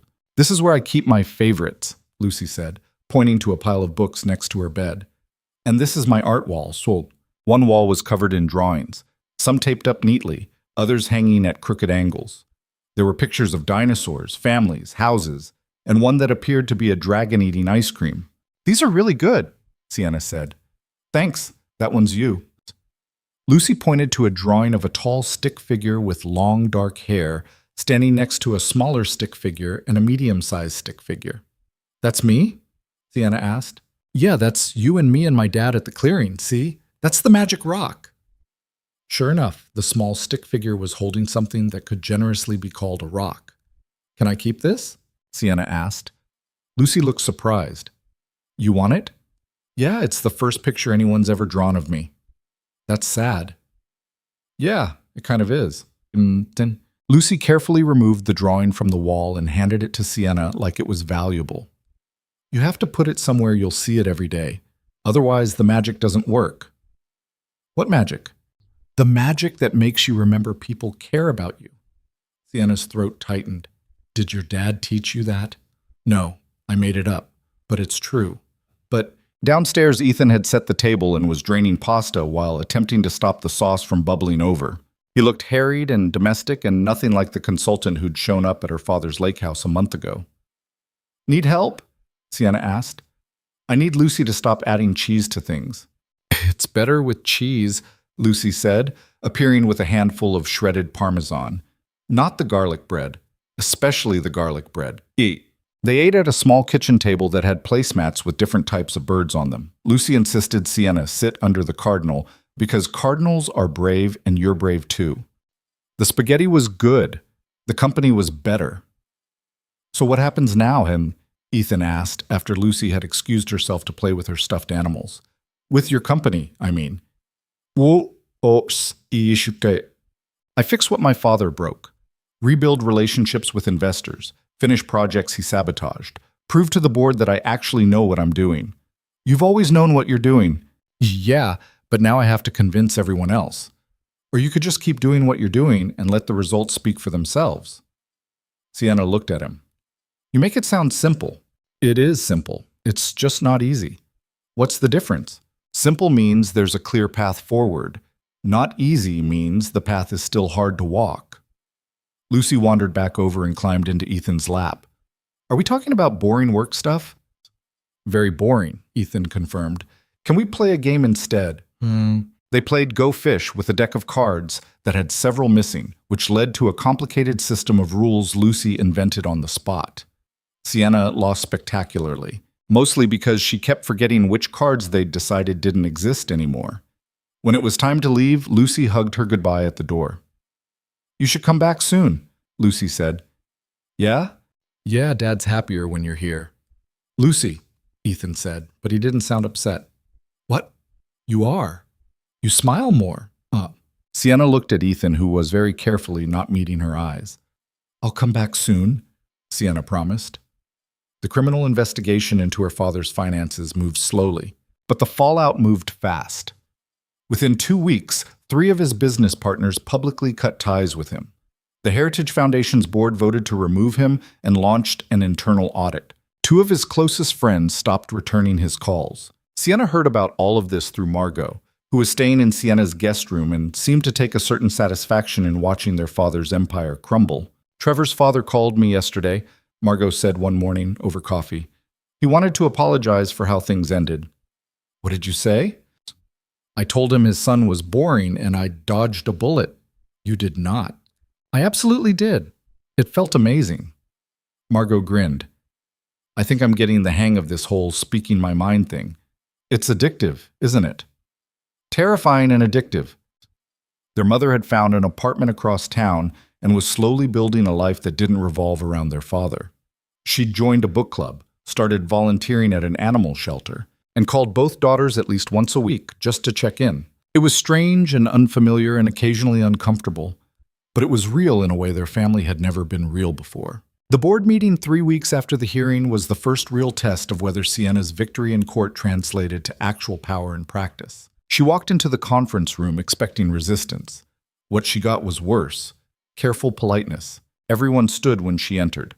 Richard Stanton pulled out her chair. People who'd spent months questioning her judgment now nodded along with everything she said. It felt like a performance, and Sienna hated it. Halfway through her presentation on the downtown project, she stopped mid-sentence. Okay, we need to address something, she said. The room went quiet. I know what happened with my father made things awkward. I know some of you were feeding him information, questioning my decisions, or just generally making my life difficult because you thought that's what he wanted. Richard Stanton had the decency to look uncomfortable. But here's the thing, Sienna continued. I don't want a board that agrees with me because they're afraid to do otherwise. I want a board that challenges me when I'm wrong and supports me when I'm right. I want honest disagreement, not careful politeness. Sienna, one of the older board members started, we're just trying to... I know, you're trying to make things easier, but easy isn't useful. I need you to actually do your jobs, which means telling me when you think I'm making a mistake. Even if we're wrong? Richard asked. Especially if you're wrong. At least then we're having a real conversation instead of this choreographed performance where everyone pretends the past year didn't happen. The room stayed quiet for a long moment. Then Richard cleared his throat. For the record, I think your timeline on the Morrison Street project is too aggressive. You're going to run into zoning issues in the spring that will delay everything by at least 2 months. Armos. Sienna looked at him. You might be right. What do you suggest? Push the start date back, build in buffer time for permits, and restructure the phases so delays in one don't cascade into the others. That's actually not a bad idea. I've been doing this for 40 years. Occasionally I know what I'm talking about. Someone else chimed in with concerns about the budget. Another board member suggested a different contractor. Within 10 minutes, they were having the kind of productive argument they should have been having all along. After the meeting, Richard caught up with Sienna in the hallway. I owe you an apology, he said. A real one, not whatever I said on the phone last month. Okay, and I was wrong. I let my friendship with your father cloud my judgment, and I made decisions that hurt you and this company. That's on me. Why did you do it? Richard sighed. Because I've known your father since we were in business school together. We built careers together, raised families in the same circles. And when he started expressing concerns about you, I believed him because it was easier than believing my friend was lying. He wasn't just lying, he was destroying me. I know that now, and I'm sorry I didn't see it sooner. Sienna studied his face. He looked old and tired and genuinely remorseful. If you ever go behind my back again, I'll replace you, she said. Fair. But if you're willing to actually be honest with me going forward, I'd like you to stay on the board. You do occasionally know what you're talking about. Richard smiled slightly. Occasionally. That weekend, Sienna's mother invited both daughters to her new apartment for dinner.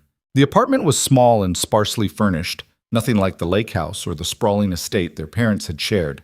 But it had big windows and plants everywhere, and it felt like a place where someone actually lived instead of just existing. This is nice, Margot said, looking around. It's small, their mother said, but it's mine. That feels important somehow. They ate takeout Chinese food on mismatched plates because their mother hadn't bought proper dishes yet. Margot told stories about her new job at a nonprofit, work she'd found on her own without their father's connections. Their mother talked about the book club and how she'd accidentally started an argument about whether the protagonist in their current novel was sympathetic or just selfish. "What did you think?" Sienna asked. "I thought she was selfish and sympathetic. People are allowed to be both." "That's very wise. I'm learning that most of the wisdom people repeat is just things that sound profound but don't actually mean anything. Real wisdom is messier." They were cleaning up when Margot's phone rang. She looked at the screen and went pale. "It's Dad," she said. Sienna and their mother both froze. "Don't answer it," their mother said. "I have to. He's called 6 times today." Whoa. Margot answered and immediately put it on speaker. Their father's voice filled the small apartment, and Sienna was struck by how different he sounded. Not commanding or confident, just tired. "Margot, I need to talk to you." "I'm listening." "Not on the phone. In person, please. I just want to explain." "There's nothing to explain, Dad. You made your choices. Now you get to live with them. I was trying to protect you, both of you, and your mother. I was trying to keep this family together." "No," Margot said, her voice shaking but firm. "You were trying to control us, and you destroyed us instead." "Margot, please. I'm hanging up now. Don't call me again." She ended the call and stood there, staring at the phone like it might explode. "I can't believe I just did that," she whispered. Their mother hugged her. "I'm proud of you. I feel like I'm going to throw up." "That's normal. The first time you stand up to him is always terrifying. Does it get easier?" "No, but you get stronger." Sienna watched her sister and mother hold each other and felt something shift in her chest. For 30 years, they'd all been isolated in their own relationships with their father, competing for scraps of approval that were never coming. Now they were just 3 women figuring out how to be a family without him. It wasn't perfect, but it was real. The criminal investigation concluded 2 months later. Her father was charged with fraud, misuse of charitable funds, and financial manipulation. He pleaded guilty to avoid trial and was sentenced to pay substantial fines, perform community service, and was permanently barred from serving on any nonprofit boards. No jail time, just consequences that would annoy him but not destroy him. Sienna read the verdict in her office and felt nothing close to satisfaction. Ethan called that afternoon. "I heard about the sentencing. How are you doing?" "I don't know. I thought I'd feel vindicated or triumphant or something, but I just feel tired." "That's normal." "Is it? You've been fighting for months. Of course you're tired." "When does it stop feeling like a fight?" "When you decide it does." Sienna leaned back in her chair. "Lucy's philosophy?" "Mine, actually. Lucy thinks everything stops being hard when you add glitter to it." "Does that work?" "You'd be surprised." That night, Sienna stayed late at the office working on projections for the next fiscal year. Her phone buzzed with a text from an unknown number. "This is your father. I need to see you." She stared at the message for a long time. Then she blocked the number and went back to work. A week later, he showed up at her office. Her assistant tried to stop him, but he pushed past her and walked straight into Sienna's office like he still had the right to go wherever he wanted. "We need to talk," he said. Sienna looked up from her computer. "No, we don't." "Sienna, please, I'm still your father." "Biologically, maybe, but you stopped being my father a long time ago." He closed the door behind him and sat down in the chair across from her desk. He looked older than she remembered, thinner, like the weight of his consequences had finally caught up with him. "I made mistakes," he said. "You committed fraud. That's not a mistake. That's a choice." "I was trying to protect you." "From what?" "From failure, from making decisions you'd regret, from building something you couldn't sustain." "What's betrayal?" "You mean from succeeding without you." Her father's face hardened. "You don't understand the pressure I was under, the responsibility of protecting this family's legacy. I don't care about your pressure. You tried to destroy me because I wouldn't let you control me. That's not protection. That's abuse." "I never abused you."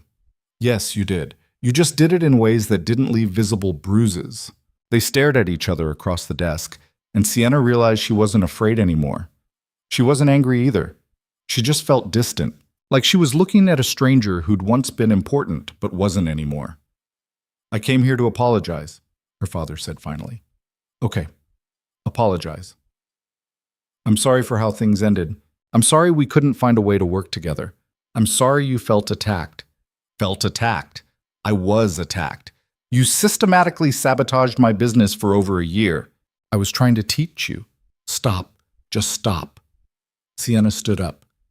You didn't come here to apologize. You came here to make yourself feel better, to convince yourself you were the victim in all this. That's not fair. It's completely fair.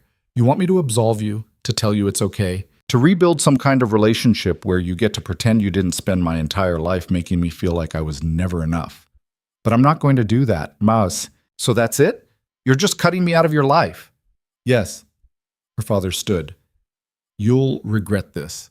Maybe, but it's my regret to have. Just like this company is mine, and my life is mine, and my choices are mine. You don't get a vote anymore. He left without another word, and Sienna sat back down at her desk. Her hands were shaking, but she'd done it. She'd finally told him the truth, and the world hadn't ended. She called Ethan. My father came to my office, she said when he answered. What did he want? To apologize. Except not really. He wanted me to tell him he was forgiven so he could stop feeling guilty. What did you say? I told him no. I told him he doesn't get to be part of my life anymore. How do you feel? Terrified and relieved and sad and free, all at the same time. That sounds about right. Sienna closed her eyes. Lucy was right. The hard part isn't fighting, it's figuring out what you want after the fight is over. Have you figured it out? I'm working on it. That Sunday, Sienna drove out to the clearing. She hadn't been back since the night of the hearing, but she kept thinking about what Lucy had said about favorite spots. She sat on the flat rock where Lucy always sat and looked out at the view. The lake spread out below, reflecting the late afternoon sun in a way that looked like something from a postcard. It was quiet. Not the oppressive quiet of her father's house, but the kind of quiet that felt peaceful instead of judgmental. Sienna pulled out her phone and looked at the drawing Lucy had given her. 3 stick figures standing together. A family that had chosen each other instead of being assigned by biology. She thought about her real family, scattered and rebuilding in their own ways. Her mother learning to exist outside of her marriage. Margot figuring out who she was when she wasn't being the perfect daughter. Both of them trying to repair damage that had been building for 30 years. And she thought about Ethan and Lucy, who'd somehow become part of her life in a way that felt essential instead of optional. Her phone buzzed with a text from Ethan. Lucy wants to know if you found your favorite spot yet. Sienna looked around the clearing and smiled. Yeah, she typed back. I think I did. 6 months after the hearing, Sienna's father sold the lake house. Margot called with the news on a Tuesday morning, her voice oddly flat. Mom's lawyer just told her. It closes next week. Sienna stood at her office window, watching the city wake up below. How does Mom feel about it? Relieved, I think. She said she never liked that house anyway. Too many bad memories pretending to be good ones. Yeah. Are you okay? Sienna thought about it. The lake house had been the backdrop for every major disappointment of her childhood, every silent competition, every moment where she'd felt like she was losing a game nobody had explained the rules to. I'm fine, she said. It was never really home anyway. After they hung up, Sienna tried to focus on work but couldn't. She kept thinking about the house, about the dock where Ethan had first told her she wasn't the problem, about the dining room where she'd spent 30 years trying to become someone her father could respect. Her assistant knocked. The Morrison Street contractors are here for the final walkthrough. Sienna grabbed her jacket. Work was easier than memory. The Morrison Street project had been the first thing she'd tackled after the hearing, pouring everything she had into finishing what her father had tried to destroy. Now, 6 months later, it was done. 3 buildings, 200 residential units, ground floor retail, and a community park designed by a local artist who'd grown up in the neighborhood. The contractors walked her through each building, pointing out details and finishes. Everything was exactly as she'd planned it, down to the lighting fixtures she'd fought the board over because they cost more but looked better. It's good work, the lead contractor said. You should be proud. Sienna looked up in the buildings and felt something unfamiliar settle in her chest. Not pride, exactly. more like quiet satisfaction that she'd built something real that would outlast all the chaos of the past year. "Thank you," she said. That evening, she went to Ethan's house for dinner. It had become a routine over the past few months. These Wednesday night meals where Lucy set the table wrong and Ethan cooked things that were either perfect or slightly burned with no middle ground. Tonight was lasagna, which fell into the slightly burned category. "It's got character," Sienna said, poking at a particularly crispy corner. "It's got carbon," Ethan corrected. But Lucy says burnt cheese is the best part." "Lucy says lots of things." Lucy looked up from her drawing. "I only say true things." "What about last week when you told me dinosaurs could fly if they believed hard enough?" "That is true.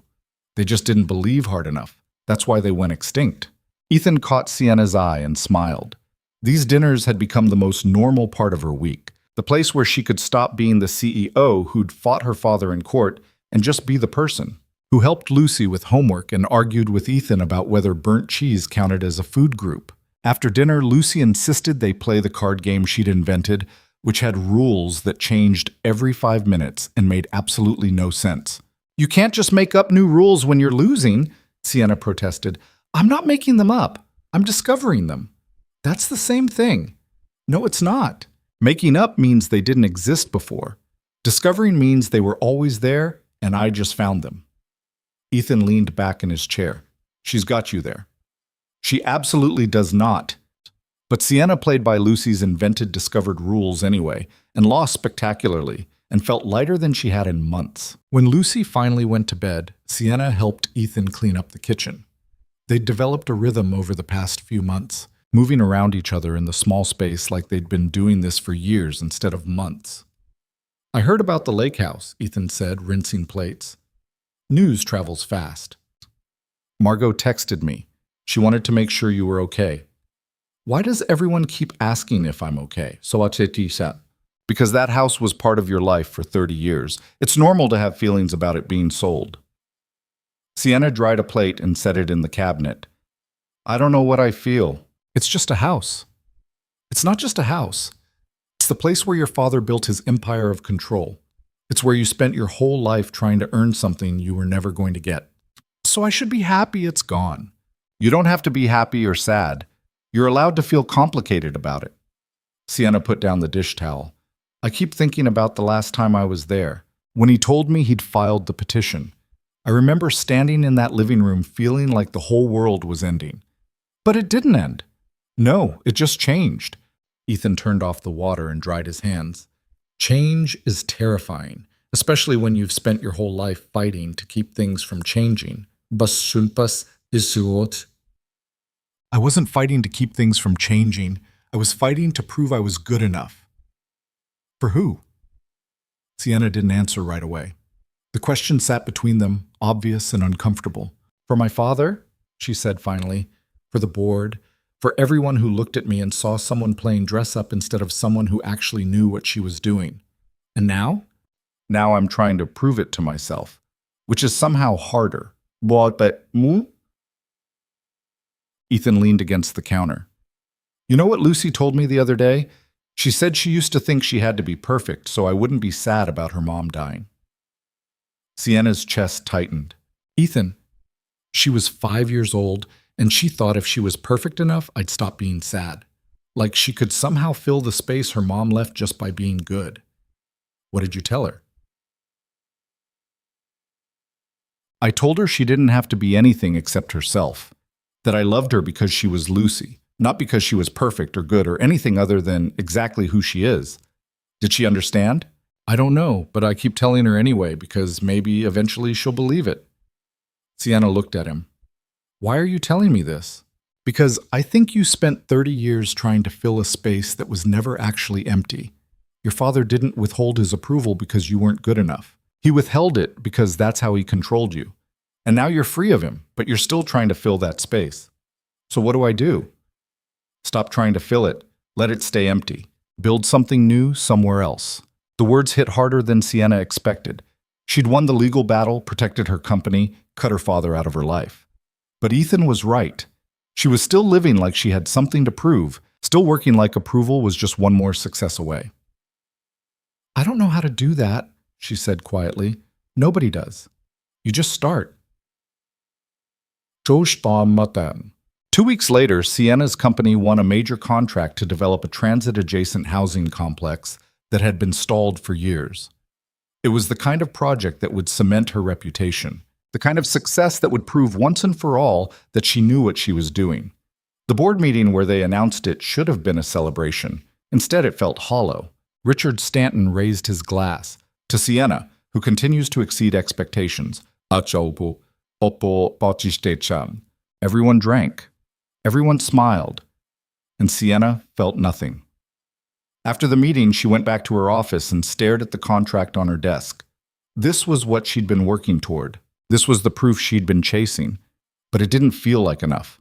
It would never feel like enough, because she was still measuring success by standards that had been designed to keep her failing. She called Margot. I got the Riverside contract, Sienna said when her sister answered. That's amazing. Congratulations. Thanks. You don't sound excited. I know, I should be excited. But you're not. No, I just feel tired. Margot was quiet for a moment. Do you remember when I broke up with Trevor? How terrified I was? Yeah.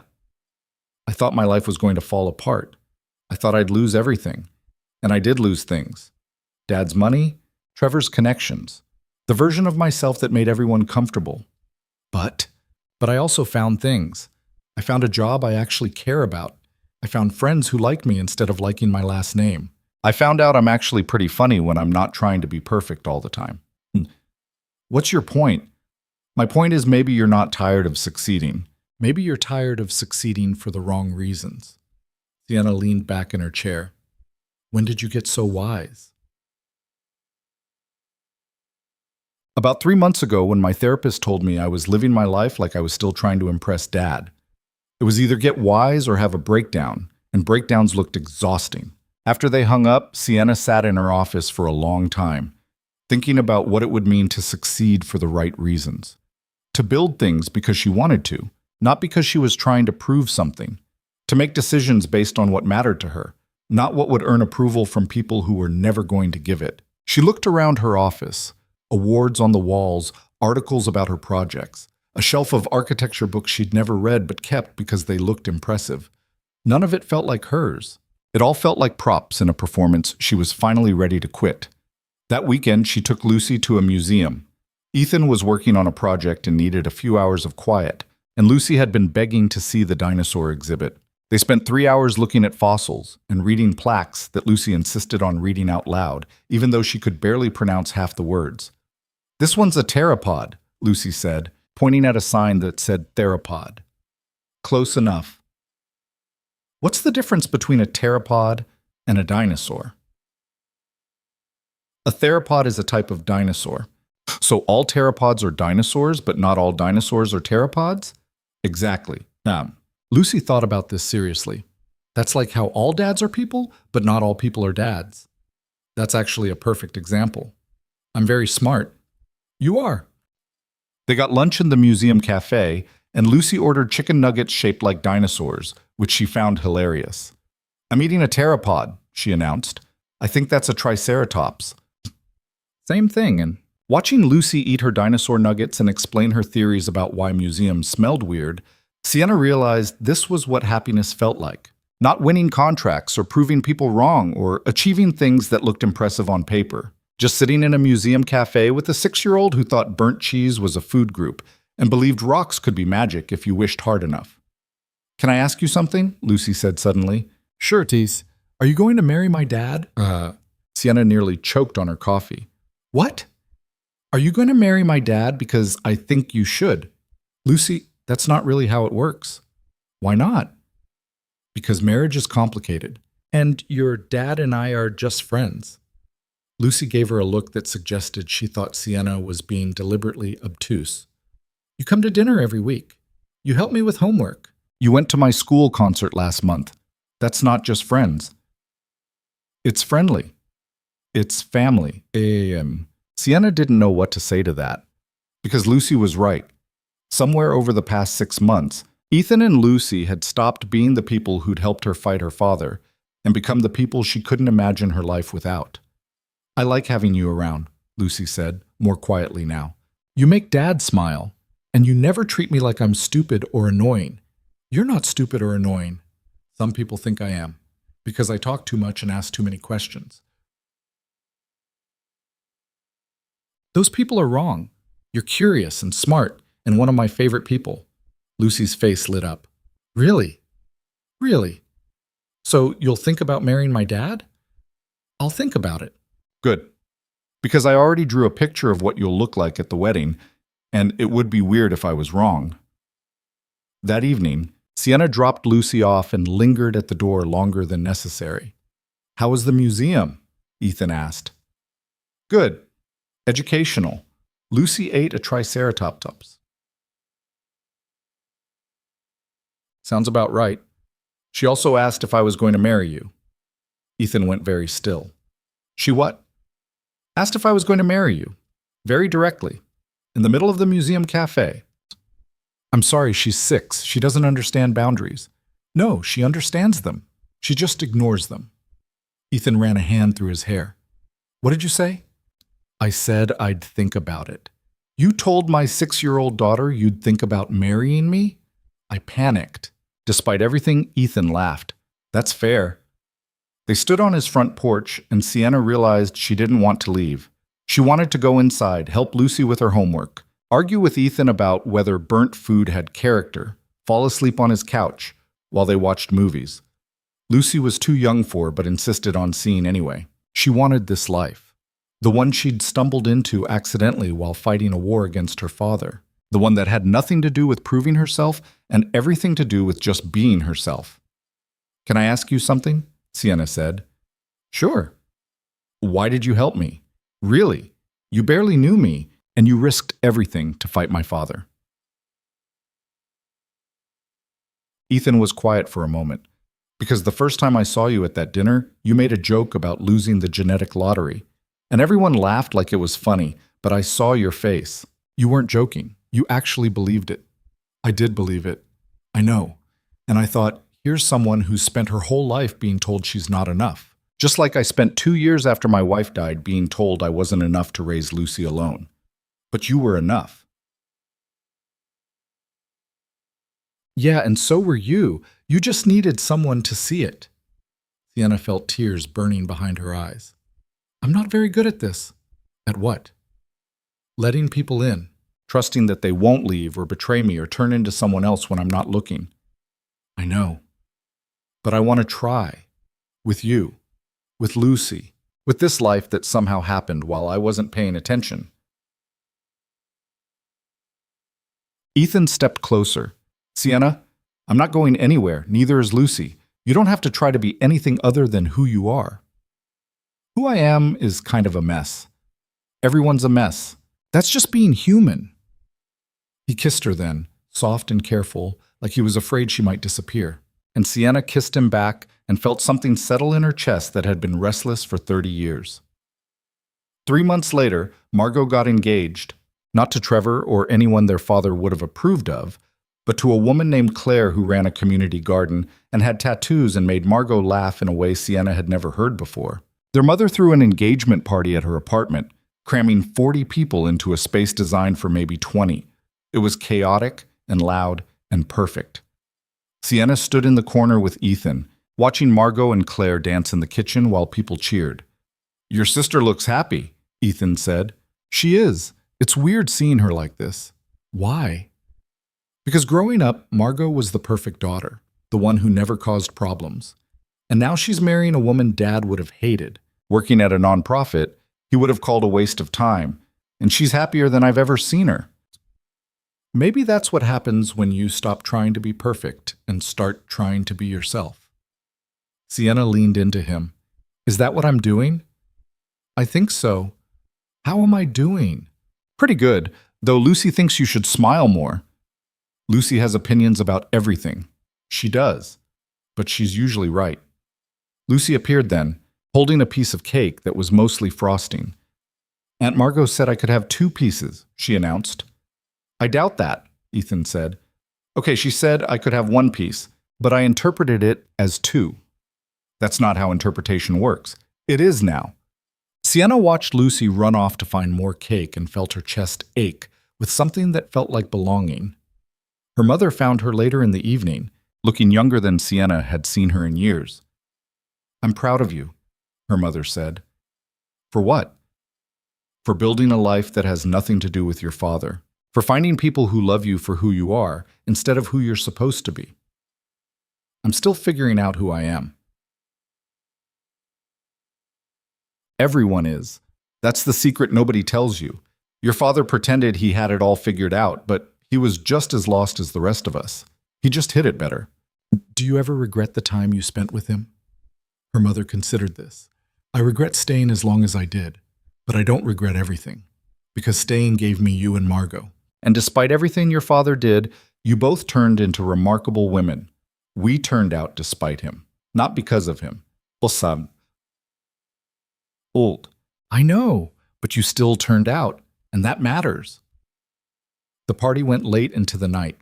People danced and laughed and told stories, and Sienna stood in the middle of it all and realized this was what family was supposed to feel like. Not perfect or polished or carefully controlled, just real. Around midnight, Ethan found her on the small balcony, looking out at the city. "Lucy fell asleep on your mom's couch," he said. "I tried to move her, but she's surprisingly heavy when she's unconscious." "Leave her. Mom won't mind." Ethan stood beside her, and they watched the city lights in comfortable silence. "I've been thinking about what Lucy said," Sienna said finally. "About getting married." "Yeah? And I don't think I'm ready for that yet. But I'm ready for this, for us, for figuring out what a family looks like when you choose it instead of being born into it." Ethan turned to face her. "I'm ready for that too. Even though I'm a mess? Especially because you're a mess. Perfect people are boring." "Lucy would agree with you. Lucy's wise beyond her years." They went back inside, and Sienna looked around at the people gathered in her mother's small apartment. Margot and Claire dancing, her mother laughing with friends she'd made in her book club. Lucy asleep on the couch, clutching a stuffed dinosaur. This was her family now. Not the one she'd been born into, but the one she'd built from the wreckage of the old one. It was messy and imperfect, and nothing like what she'd imagined family should look like. But it was hers. A year later, Sienna stood in front of a different courthouse for a different kind of hearing. Her mother's divorce was finally finalized. They'd fought it for months, her father dragging out every proceeding, contesting every asset, making the process as painful as possible. But in the end, he'd lost, just like he'd lost everything else. Sienna's mother walked out of the courthouse looking exhausted but free. "It's done," she said. "How do you feel?" Lighter, terrified, like I just got paroled from a prison I didn't realize I was in. Margot was waiting by the car with Claire. They'd gotten married 6 months ago in a small ceremony that their father hadn't been invited to. He'd sent a letter anyway, full of disappointment and biblical references that Margot had thrown away without reading. "Where to?" Claire asked. "Somewhere that sells champagne," their mother said. "I feel like celebrating this." They went to a restaurant downtown, the kind of place their father would have hated because it was too casual and too loud. They ordered champagne and appetizers and toasted to freedom, to new beginnings, Margot said, raising her glass. "To choosing ourselves," their mother added. Sienna looked at the two women who'd spent most of their lives enabling her father's control and had somehow found the courage to walk away. "To family," she said. "The kind we choose." They drank, and Sienna felt the last piece of her father's influence finally break loose. He didn't get to define family anymore. He didn't get to define success or worth or what it meant to be enough. She got to define those things now, and she was still figuring out what that meant, but at least she was figuring it out on her own terms. That evening, she went to Ethan's house for dinner. Lucy had made a banner that said, "Grandma's Frios," with drawings of birds and flowers, and what might have been a dragon. "I wanted it to be festive," Lucy explained. "It's very festive," Sienna said. "Do you think your mom will like it?" "I think she'll love it." They ate dinner, the four of them crowded around Ethan's small kitchen table. Lucy talked about school and her upcoming dance recital. Ethan told a story about a client who'd changed their mind 17 times about paint colors. Sienna's mother asked questions and laughed and looked more relaxed than Sienna had ever seen her. After dinner, Lucy showed her grandmother the drawing she'd made, the one with the 3 stick figures at the clearing. "That's you and my dad and Sienna," Lucy said. "It's from before when everything was still scary." "What made it stop being scary?" Sienna's mother asked. Lucy thought about this seriously. "I think it stopped being scary when Sienna realized she didn't have to be perfect. She just had to be herself." Sienna's mother looked at her. "When did you realize that?" His mother looked at. "I'm still realizing it," Sienna admitted. "Every day a little bit more." Later that night, after her mother had gone home and Lucy was in bed, Sienna and Ethan sat on his porch watching the stars. "Lucy's right, you know," Ethan said, "about you not having to be perfect." "I know. I'm working on it." "How's that going?" "Some days better than others. I still catch myself working like I have something to prove. Still measure success by standards that were designed to keep me failing." "That's normal. You spent 30 years learning to think that way. It takes time to unlearn it." "Do you think I'll ever fully unlearn it?" "I don't know. But I think you'll get better at recognizing when you're doing it. And eventually, you'll spend more time being yourself than being who you think you're supposed to be." Sienna leaned her head on his shoulder. "Thank you." "For what?" "For seeing me when everyone else was looking past me. For fighting beside me when you had no reason to. For building this life with me when I didn't even know I wanted it." "You're welcome. But you did most of the work. I just made sure you weren't alone while you did it." They sat in silence for a while, and Sienna thought about how far she'd come from that first dinner at the lake house. How she'd gone from the daughter desperately trying to earn her father's approval to someone who didn't need his approval anymore. Who'd built her own family, her own definition of success, her own life. It wasn't perfect. Some days she still felt the pull of old patterns, the urge to prove herself to people whose opinions didn't matter. Some days she still wondered if she was enough. But those days were getting fewer. And the days where she felt solid in herself, confident in her choices, certain that she was exactly where she was supposed to be, those days were growing. 6 months later, Lucy's school had a family day where students introduced their families and talked about what made them special. Lucy stood at the front of the classroom in a dress she'd insisted on wearing even though it was covered in dinosaurs and didn't match anything. "This is my family," she announced, pointing to where Sienna, Ethan, and Sienna's mother sat in the audience. "That's my dad, and that's Sienna, and that's Sienna's mom, but I call her Grandma Jean." The teacher smiled. "Can you tell us what makes your family special?" "They're special because they chose each other," Lucy said confidently. "My dad says the best families aren't the ones you're born into. They're the ones you build when you're brave enough to choose people who actually love you." Sienna felt tears burning behind her eyes. "And Sienna's really brave," Lucy continued. "She fought her old family because they were mean to her, and now she has a new family that's better. And me and my dad get to be part of it." After the presentations, Lucy ran over to them. "Did I do good?" "You did perfect," Sienna said, and meant it. That evening, the 4 of them went to the clearing. It had become their spot over the past year, the place they went when something important happened, or when they just needed to remember what mattered.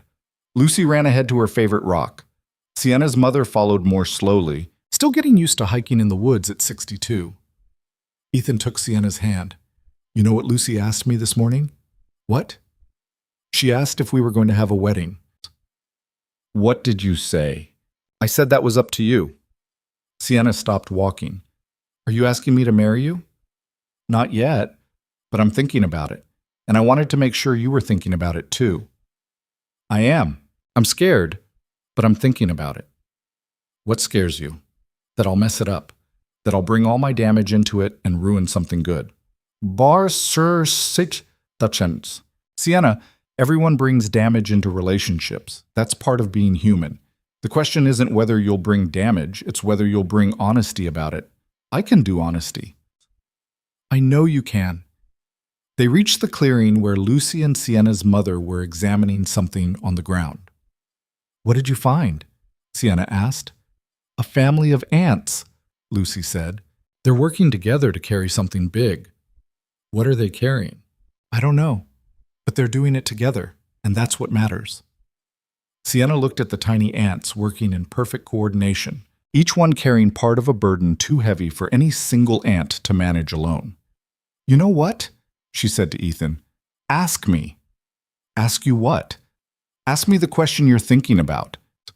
Ethan looked at her for a long moment. Then he smiled. "Sienna Vale, will you marry me?" Lucy gasped. Sienna's mother turned around, eyes wide.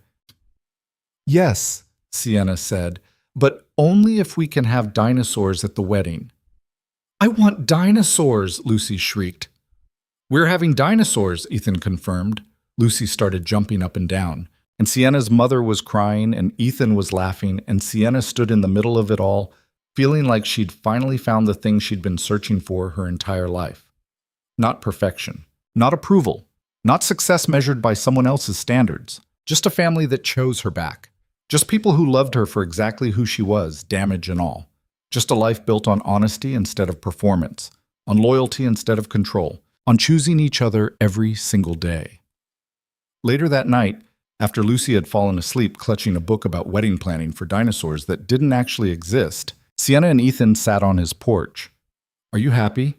he asked. Sienna thought about it. About her company that was thriving without her father's interference. About her mother building a new life. About Margot married to someone who made her laugh. About Lucy calling her family without hesitation. About Ethan, who'd seen her at her worst and chose to stay anyway. "Yeah," she said, I think I am." "Good, because you deserve to be." "I'm starting to believe that." "Great breeze, us." And she was. Not perfectly. Not all the time. But enough to know that she was finally building something real. Something that couldn't be taken away because it wasn't based on approval or performance or meeting impossible standards. It was based on truth, on people seeing each other clearly, and choosing to stay anyway. On building family not through obligation but through deliberate daily choice.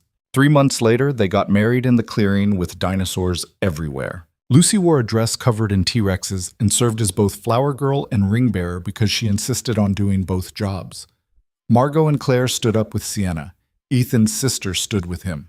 Sienna's mother cried through the entire ceremony. Her father wasn't invited. She'd sent him a letter months earlier explaining that she was getting married and he wasn't welcome.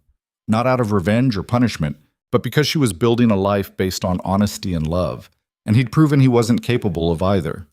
He'd sent a response full of disappointment and warnings about mistakes she was making. She'd read it once, then thrown it away. Standing in the clearing with Ethan's hands in hers and Lucy grinning like she'd personally orchestrated the entire universe, Sienna realized her father's approval didn't matter anymore. Maybe it never had. What mattered was this. These people who'd chosen her. This family she'd built from honesty instead of obligation. This life she was creating on her own terms. The officiant pronounced them married, and Lucy cheered so loud birds flew out of nearby trees.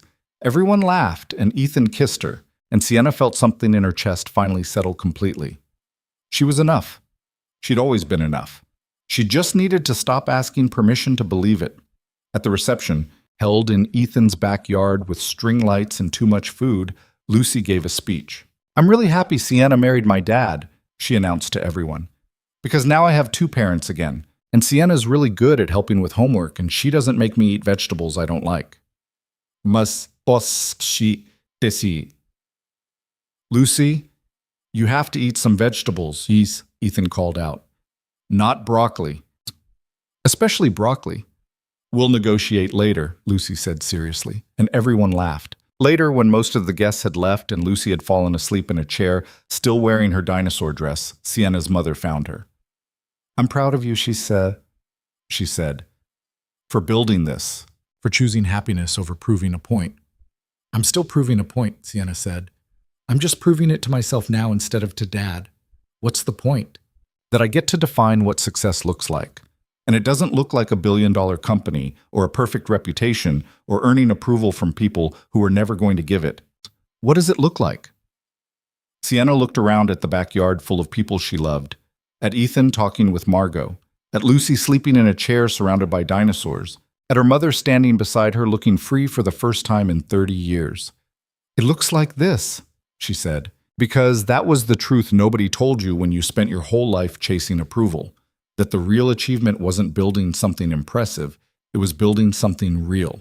Something based on honesty and choice, and people loving you not despite your flaws, but including them. Her father had spent his life building an empire of control, measuring worth by power and influence, and the ability to make people smaller.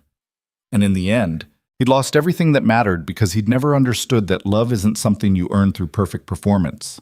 It's something you build through honest connection, through choosing people and letting them choose you back, through being brave enough to show up as yourself, damage and all, and trusting that being yourself is enough. Sienna had spent 30 years believing she had to be perfect to deserve love. And she'd been wrong, because the people who truly loved her, the family she'd built from the wreckage of the old one, didn't love her because she was perfect. They loved her because she was real, because she'd stopped performing and started being honest, because she'd chosen them just as deliberately as they'd chosen her.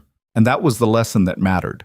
Not that you had to fight to prove yourself, but that you had to be brave enough to stop fighting and start being, to let go of approval that was never coming and build something better in its place. To choose people who saw you clearly and loved you anyway.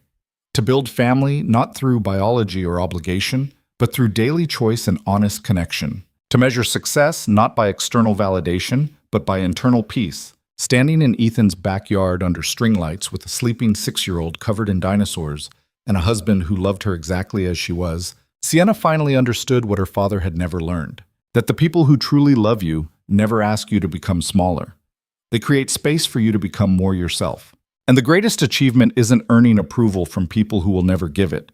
It's building a life with people who already see you as enough.